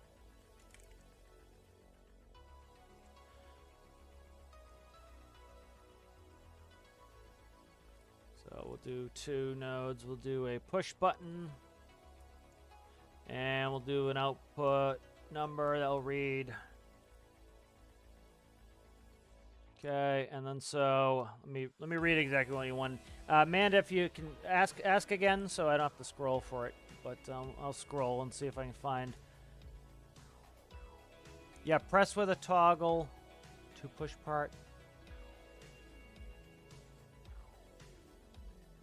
Yeah, that's my. I'll see if my brother wants to play that, and if anyone else has VTOL, it'd be fun. We could go do that. You can actually fly with me. That would be fun.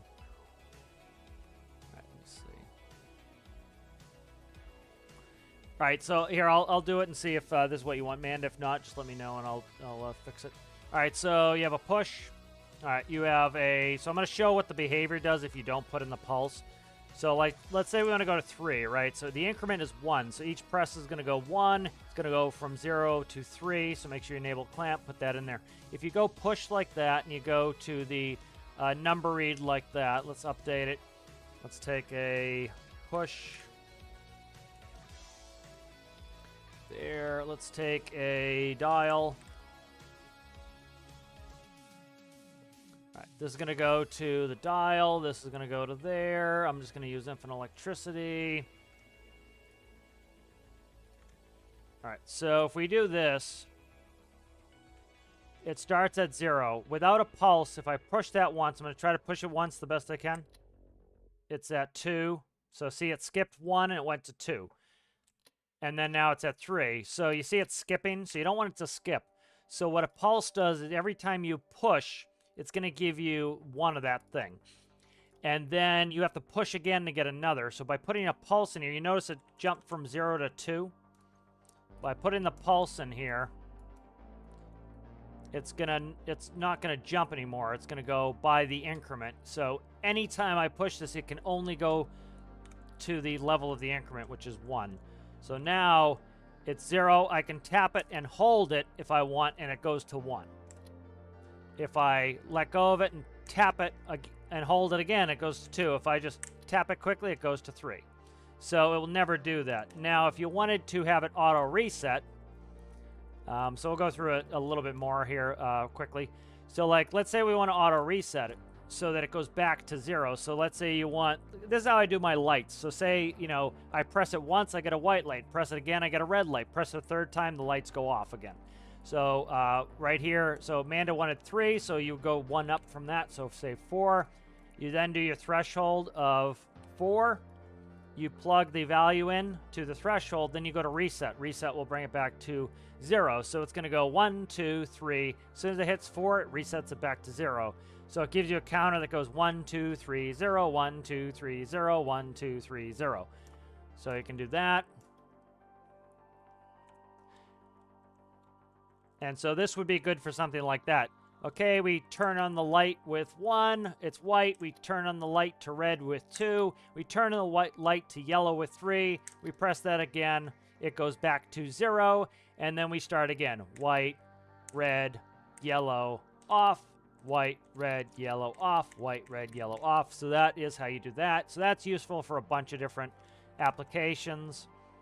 Then if you wanted to say go down, you do the same thing. Put another push button for down, pulse into the down, then you could count up, you know, for example, I do this with my cranes. If I want to make the winch go up and down, what I do is when I press the W key, right, it goes to a 1. When it goes to 1, it will click me up to 1. That will read us for up. And then when I click the S key, it will go to off. And then when I click the S key again, it will go down. So I can make WS work as a winch. So does that make sense, Amanda? Is that all you needed to know? I can go into more if you need to. All right, so let's look at the... So this is actually my problem I'm having with my switcher right now is I have a bad pulse in there. I have to double tap it. So I have to fix that. So let's see. Where is this going? Let's see. Switcher, switcher, switcher. Where are you? Switcher, switcher, switcher. Can't you see that your words just hypnotize me? All right, so I'm going to change the way I do this. Let's see. Increment of 1. Let me see. What am I doing here? 1.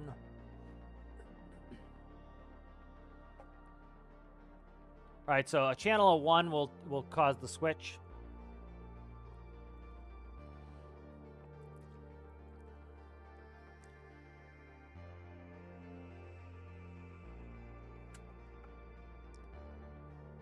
All right, so I think I'm going to change this up. So currently the way I have it is, what am I doing here? 12 and 20.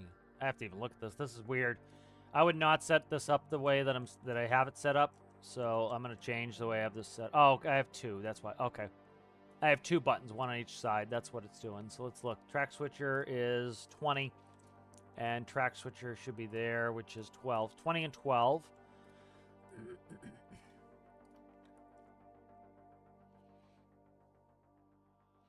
All right, so let's change the way I do this.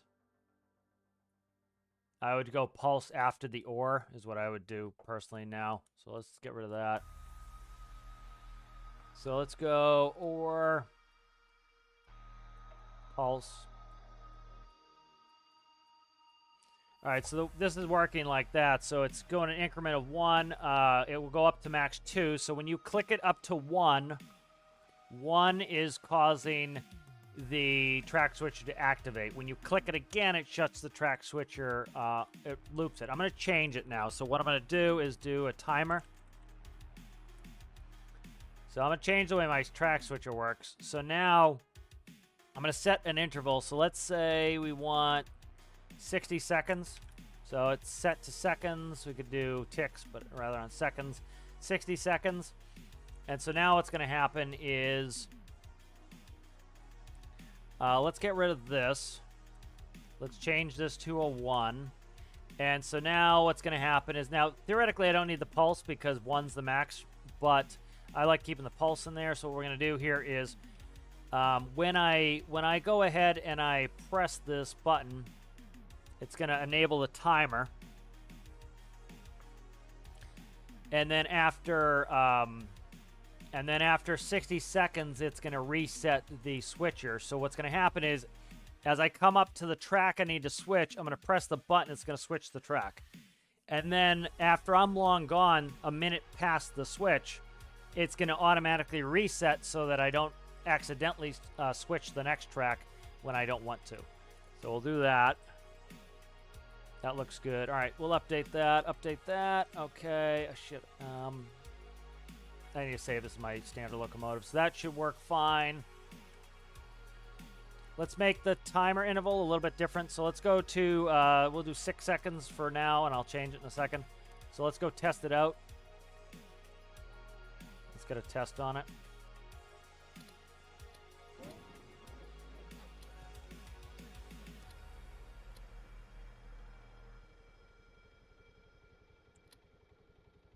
You moving here?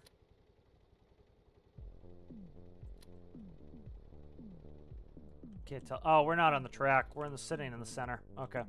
That would be why. We're sitting in the center. We're not on track. All right, let's...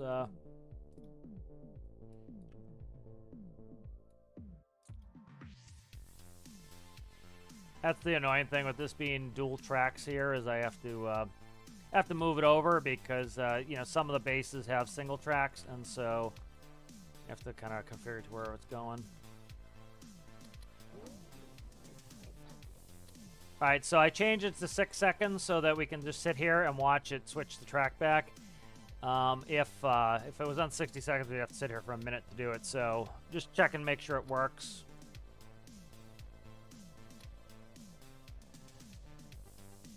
All right, so we should be close enough. I'm going to put a bigger antenna on this too so that we can switch tracks from a longer range.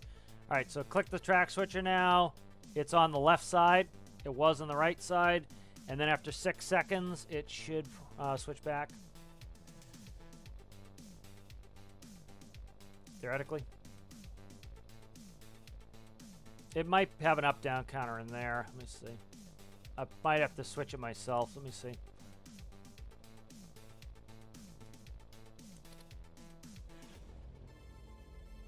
Interesting. Let's see what the hell's doing.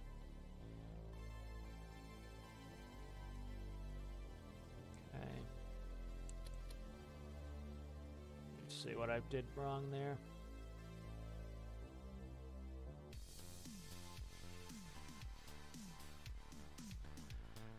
That should be working. That's timer ton. Oh, it's not going to do a full count because it's let's do this instead. Let's not go from here. Let's go from here.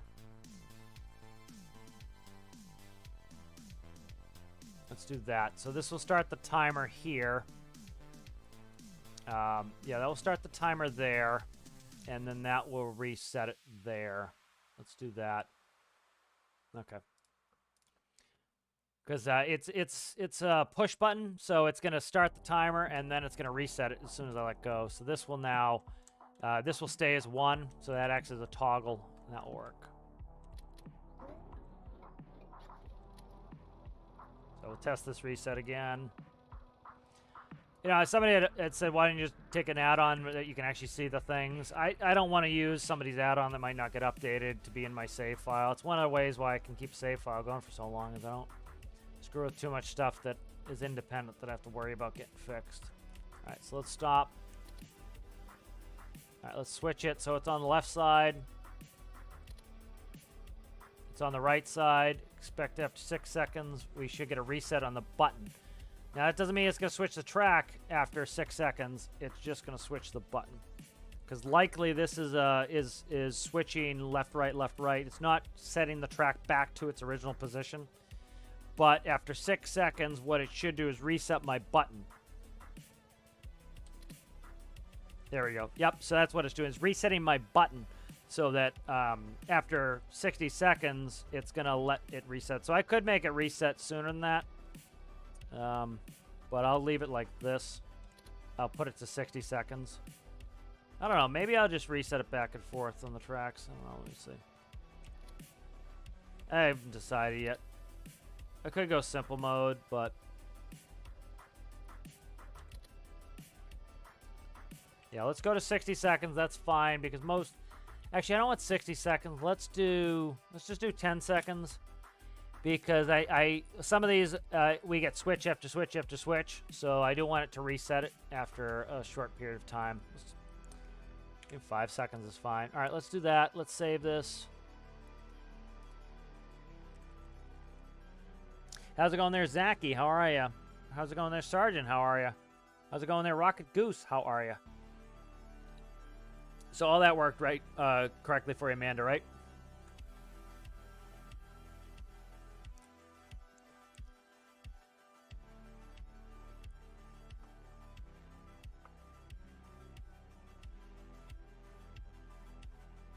All right. Okay, good. Thanks, Amanda. All right, let me find the Diesel Loco. All right, good. That's saved now. Let's go ahead, and I'm going to need to look at how I want to hook up this Loco. So with a system like this, I should be able to put the same system on the caboose, and it should work independently. So what we'll do is copy that, and then let's grab the caboose. Right. It's convenient. The caboose is way the Christ up in the air like this.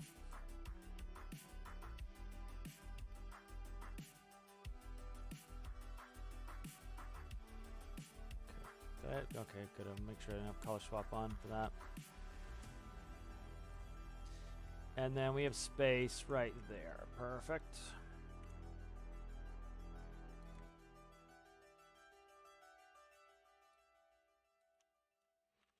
All right, so we're going to add some controls to the... Actually, we might be able to have the caboose have controls. Let's put that in there. Let's save the caboose. I want to look at my master system for this. Let's go back to the diesel loco. And I want to look at my master system because currently the way this works is, if I remember, it's been a while. So like this is the interlink right here. And so you flip the interlink and then this loco will control the other locos.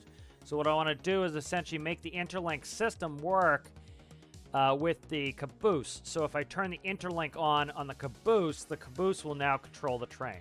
So that's what I want to do. And so that way what I could do is I could take this panel, copy the panel, and have that work through there. Let me see. All right, so I got to look at the interlink.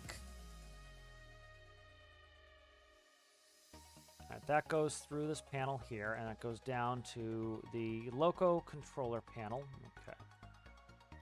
It's been a while since I worked in this loco, so I gotta fish through it. Holy mother. A lot of this is engine microcontroller. Switcher does. I don't need the switcher on there anymore, do I? That's alternator. Yeah, so this is all engine controls too. I'm looking for the interlink. Clutch.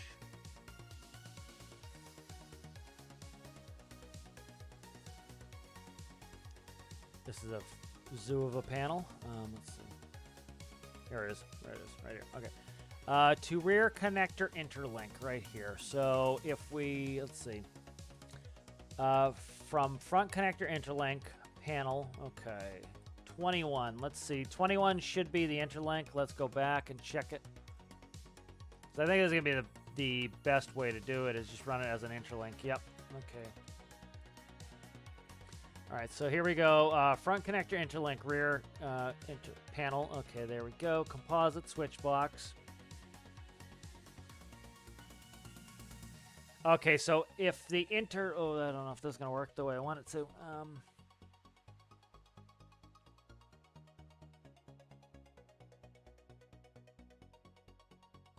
Okay, so if I click on the button, it's going to go to the front. And it's going to run off of that. All right, so essentially what it's doing is it's bypassing. I don't know, man. Let me see how I have this set up outside this. All right. So this goes to right here. That is from front connector interlink. So essentially what it's doing is it's... so what it's doing, like say I had two locomotives. The lead locomotive is going to run the system. And so the lead locomotive is going to send all of its information through the panel. So what it's essentially doing is duplicating its information to all the other locos. So it's telling it, as I try to speed up the first loco, it is reading that information to the second loco. So instead of the loco doing its own panels, it bypasses the panel. So it's a panel bypass, essentially. So let's see.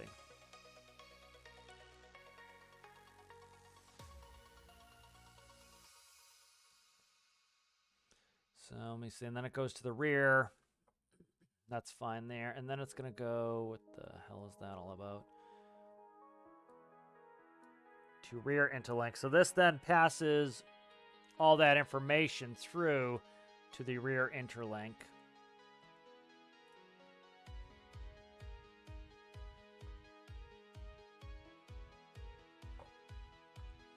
Interesting. What I could do is run it radio off of the off that.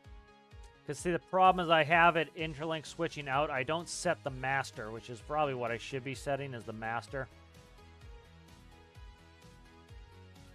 Trying to think how I want to do that. I don't want to revamp the entire system. The system works fine for interlinking the locomotives. I don't want to rewrite the whole thing right now. I really do not. Do not. Switcher can go. Oh, Jesus, that's ugly looking. Let's see.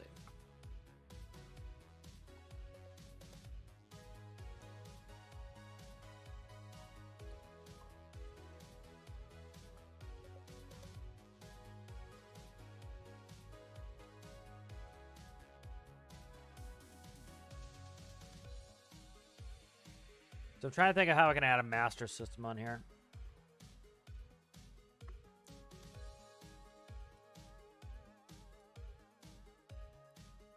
I need to make it so that every loco does it. Here, let's see.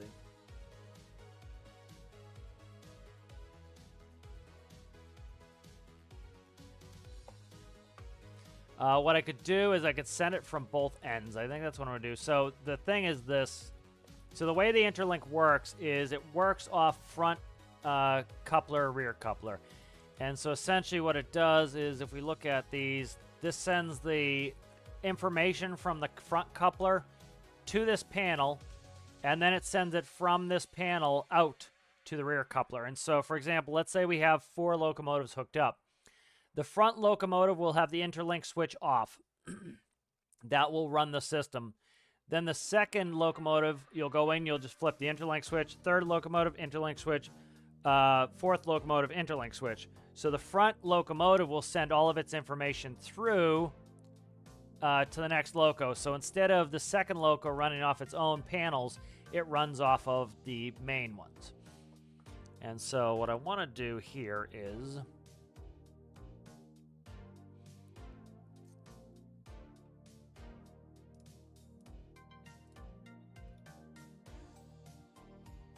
Where is the rear panel? So trying to find the rear information here. Is it that? It is this right here. Okay, so here's rear connector interlink. And so what I want to do is get information in from the interlink, which it is not doing. Okay, perfect. So let's revamp this a little bit. Shouldn't be too challenging to add this in. Where are we at here? So this is composite input from rear connector. Make sure I call them the same thing. Interlink. Okay. All right, so we'll do that. That will be an input from the rear connector. See, this is pre me putting the spawn area in. So let's do text. At some point, I should rewrite all of this. A lot of it's just engine controller, so it's not all that complicated. Like, most of this is engine controller. But I've got some of this train shit just thrown in here, and it's kind of a pain in the ass.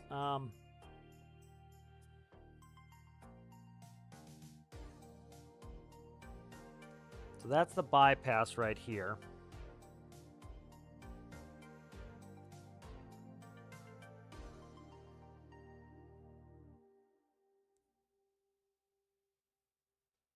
Let's try to think. I'm curious if I can put these together.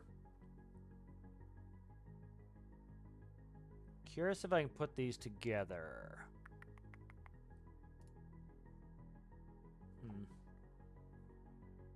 I don't know how I would put these two composites together. Because it should be... Let's see.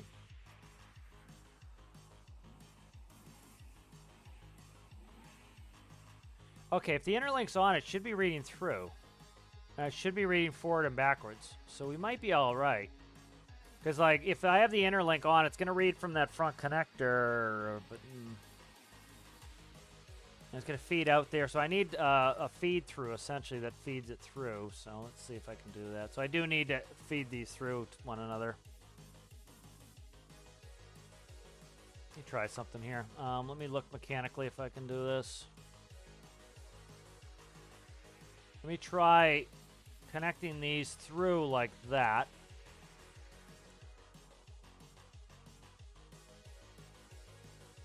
Because it's just a bypass, so that should hopefully work. Let's save that as result length test.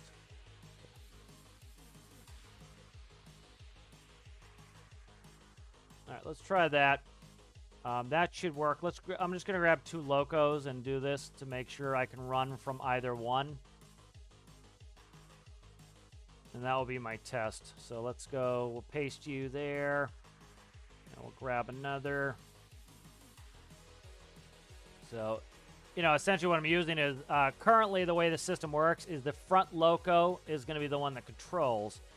And so what I'm doing now is by putting that connector from reading the rear connector back to the front one, it should let the information flow in a loop. And then I should be able to run it from either locomotive. So what we'll do here is the loco that I want to run does not get run the show, does not get its interlink put on. So that goes like that. We start it. Start. Actually, we don't start it. We start off the master interlink. Okay. All right, so the master is this one. This one's set to interlink. Okay.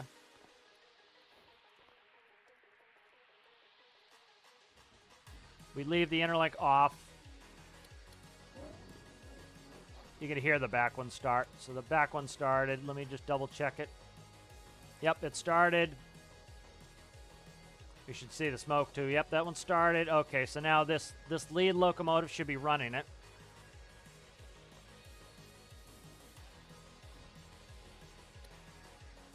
And I'm just going to check, make sure that set speed's at 3.44 on this one. If I could miss it before it hit, if I get in before it hits the water, we'll be in great shape here. You motherfucker. There goes the monetization. No, I have to say more than that to get it to boot me completely, but there are a couple words it really doesn't like. All right, 3.44. All right, perfect. So like here, I can't do anything. All right, so because we're running off of this is the master here that's running the show. I have to control from here, which is desired behavior. Okay, so we're going to zero the speed. All right, we're zeroed. Now, the interlink on this one's going to be turned on. And you hear the engine shut off because the back one doesn't have the engine running. So now let's go like this. Shut this interlink off. This is the master now. All right, we're running.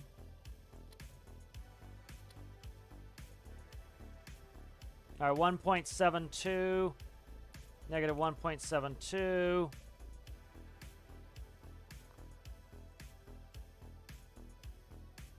Okay, fuck. Why is it not reading it backwards?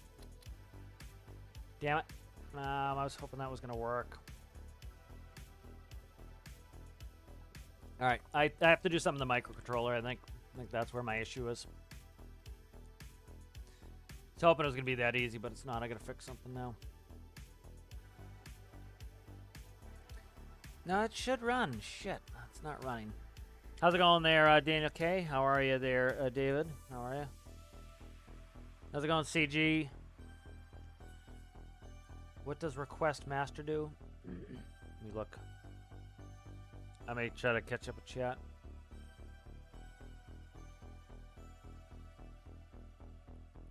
Sergeant chill on his day off. That's good. Good to have a day off. Yeah, I'll take it a turn in a second. Stand by.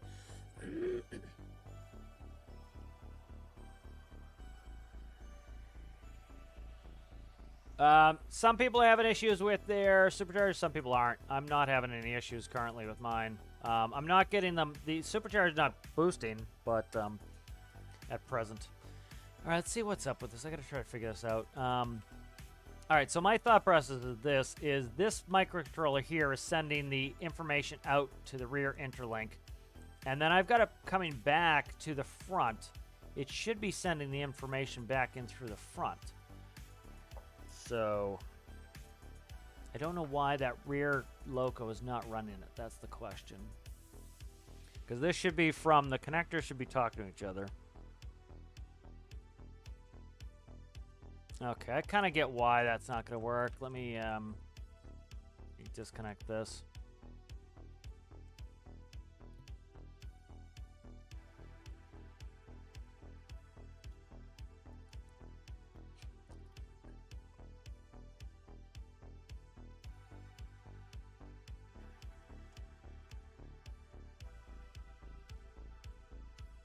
That's all right, CJ.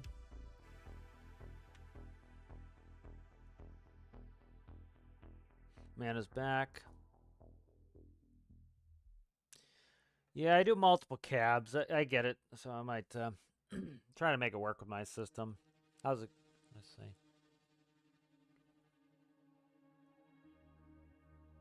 Yeah, that's probably, I see what you're saying there, because like I have it as a secondary where it runs the bypass. So essentially all that switch does is it's a bypass switch.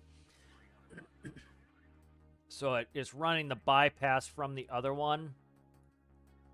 The problem is it's one direction, and I need it to go both directions. So I'm trying to set the bypass both directions.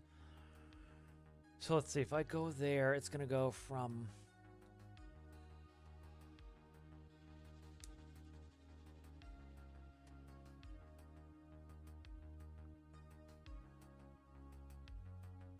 Trying to see. I don't know why I can't run the same signal through both directions, though. That's the thing.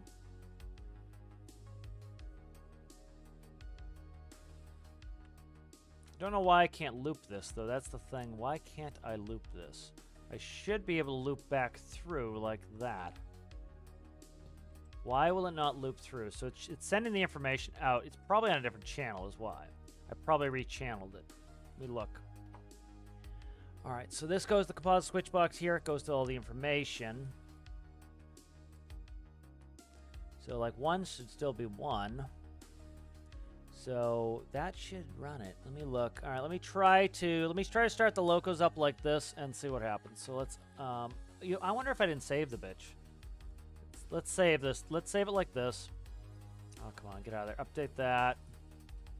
Save it. All right, let's put in a second interlink and let's try to start it there.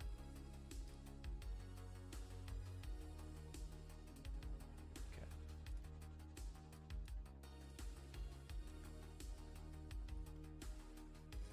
All right, so let's make sure this one should have this connected here. That paste that I did. All right, let's go to logic there. Okay, that's connected through. All right, so this one, I want this one to run the system. This one should run off of the connector, so this should be on interlink.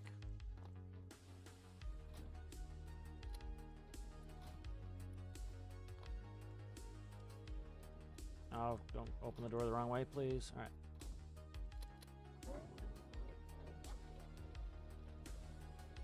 Let's see if this one fired up.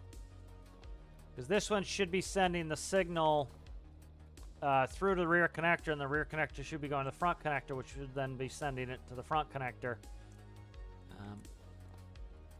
Jump, you son of a bitch.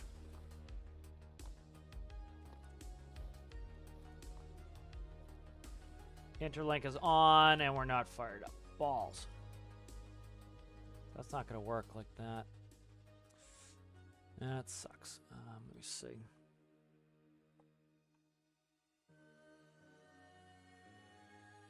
I just need to send a quick text message.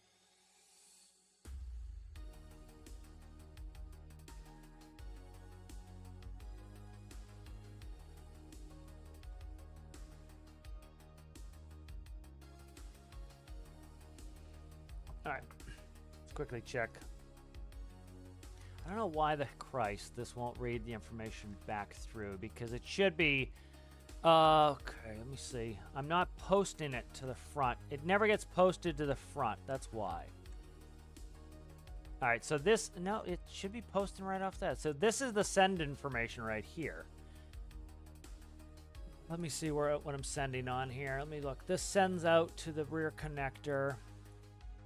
You see what it's sending. So it's sending all of the information from the switch box out to the rear connector. So it should be sending all of this info.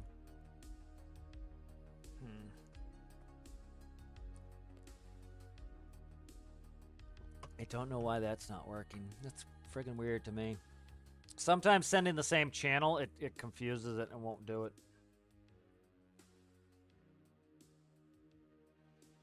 There's a quick solution. I can just fix this. Let me just do the quick solution. And because I don't have a ton of time anyways. Let's get rid of the switcher. I don't need that. That's sitting in here for no reason. Let's go like this. Let's go back in. Let's go add a node. Let's go composite input rear connector. Rear connector. Okay. Let's go grab that. Okay, let's do another hierarchy on here. Okay, let's go. All right, so we want the panel to be the primary again. So the panel is going to be the primary. All right, and then we want the rear connector is going to be here. All right, and then this is going to be, fuck.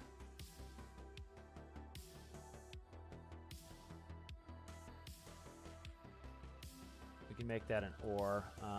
21, we'll make that 22. 22, where the Christ are you there, guy? There you are.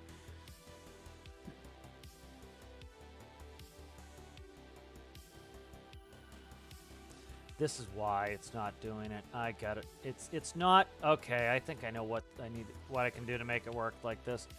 All right. So the problem is this button is never getting in the mix. I don't think. Let me look. Is that what it's doing?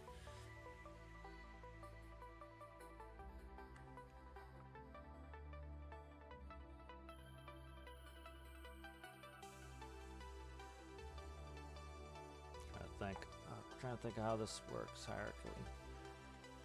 Switch that over.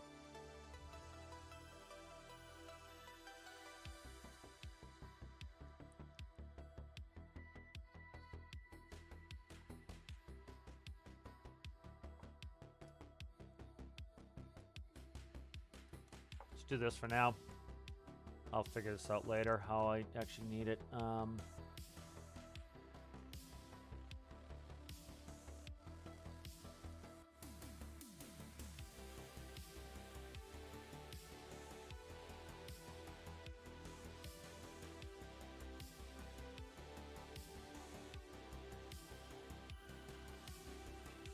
May not work anyway. I'm just trying to I gotta get going here soon, so I'm trying to just get this done before I have to do that. Front connector goes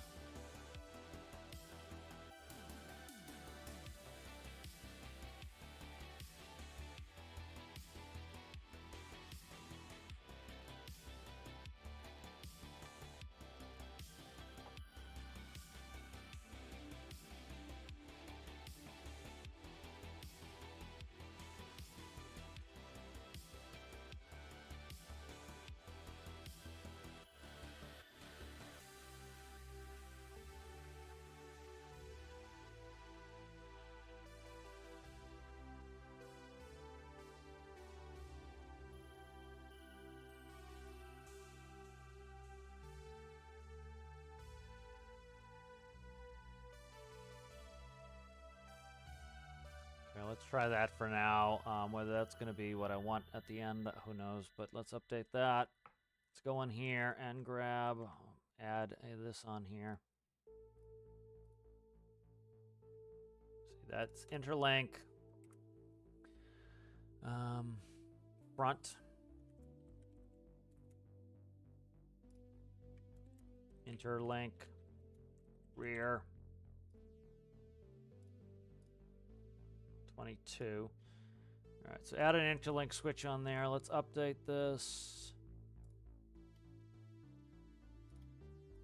All right, let's add a second loco. See if I can run it backwards the opposite way.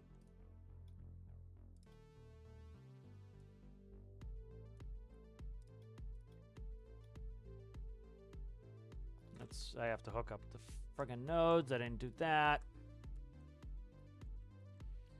Where are you at there, guy? Rear connector's right here. This would be disconnected from here. Alright, and then I need to do the same over here, so you'll remember to fix it later too. Alright, let's try this. So alright, let's see if we can fire up this front loco here with the rear one. So rear interlink goes on, and try firing it up with this one here. Come on, man, jump, you scum. Doesn't want to jump half the time. I don't think it's working. Balls. Not sending the right information. God damn it. Oh, my brain's failing. I'm in a rush here, and I'm trying to get this done. Okay. All right, guys, I gotta wrap up here. Let me quickly look at what Sergeant wants. So just want to see it go by. So here, let me do this. So the Sergeant just want to see the 3 wheels running on this turn. So I gotta get going here. So I'll work on this. My brain's like I'm trying to in a rush. I'm not thinking well of this. So just quickly do this. Go around this corner.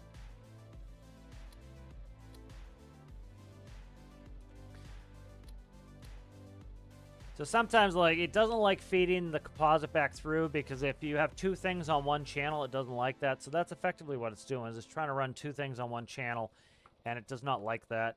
So I have to think of a different way to do this, and kind of in a rush trying to get ready to go, and so I'm not thinking very well. So we'll just do it. I'll think of it off screen. I'll kind of show you what I did. All right, here's the turn with triple axles on there. You know, I'm able to take these turns at 70 miles an hour, no problem either with the triple axles. So you can see it's essentially, I think what it's doing is essentially just using the center wheels, and the other ones are just for show.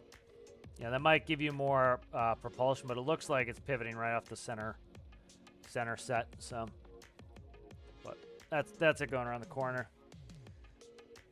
Sergeant had asked for that, so let's go ahead and. All right, let's go ahead and, so if you guys would, if you guys have Twitch and you have not followed me on Twitch, if you would do that, I'd appreciate that. I'm trying to get affiliate on Twitch, so I need to get 50 followers, and I need to average 3 people per stream, and so I noticed that we're up to 5 today, so that was helpful. I appreciate you guys for that. I'm just trying to get that going as well.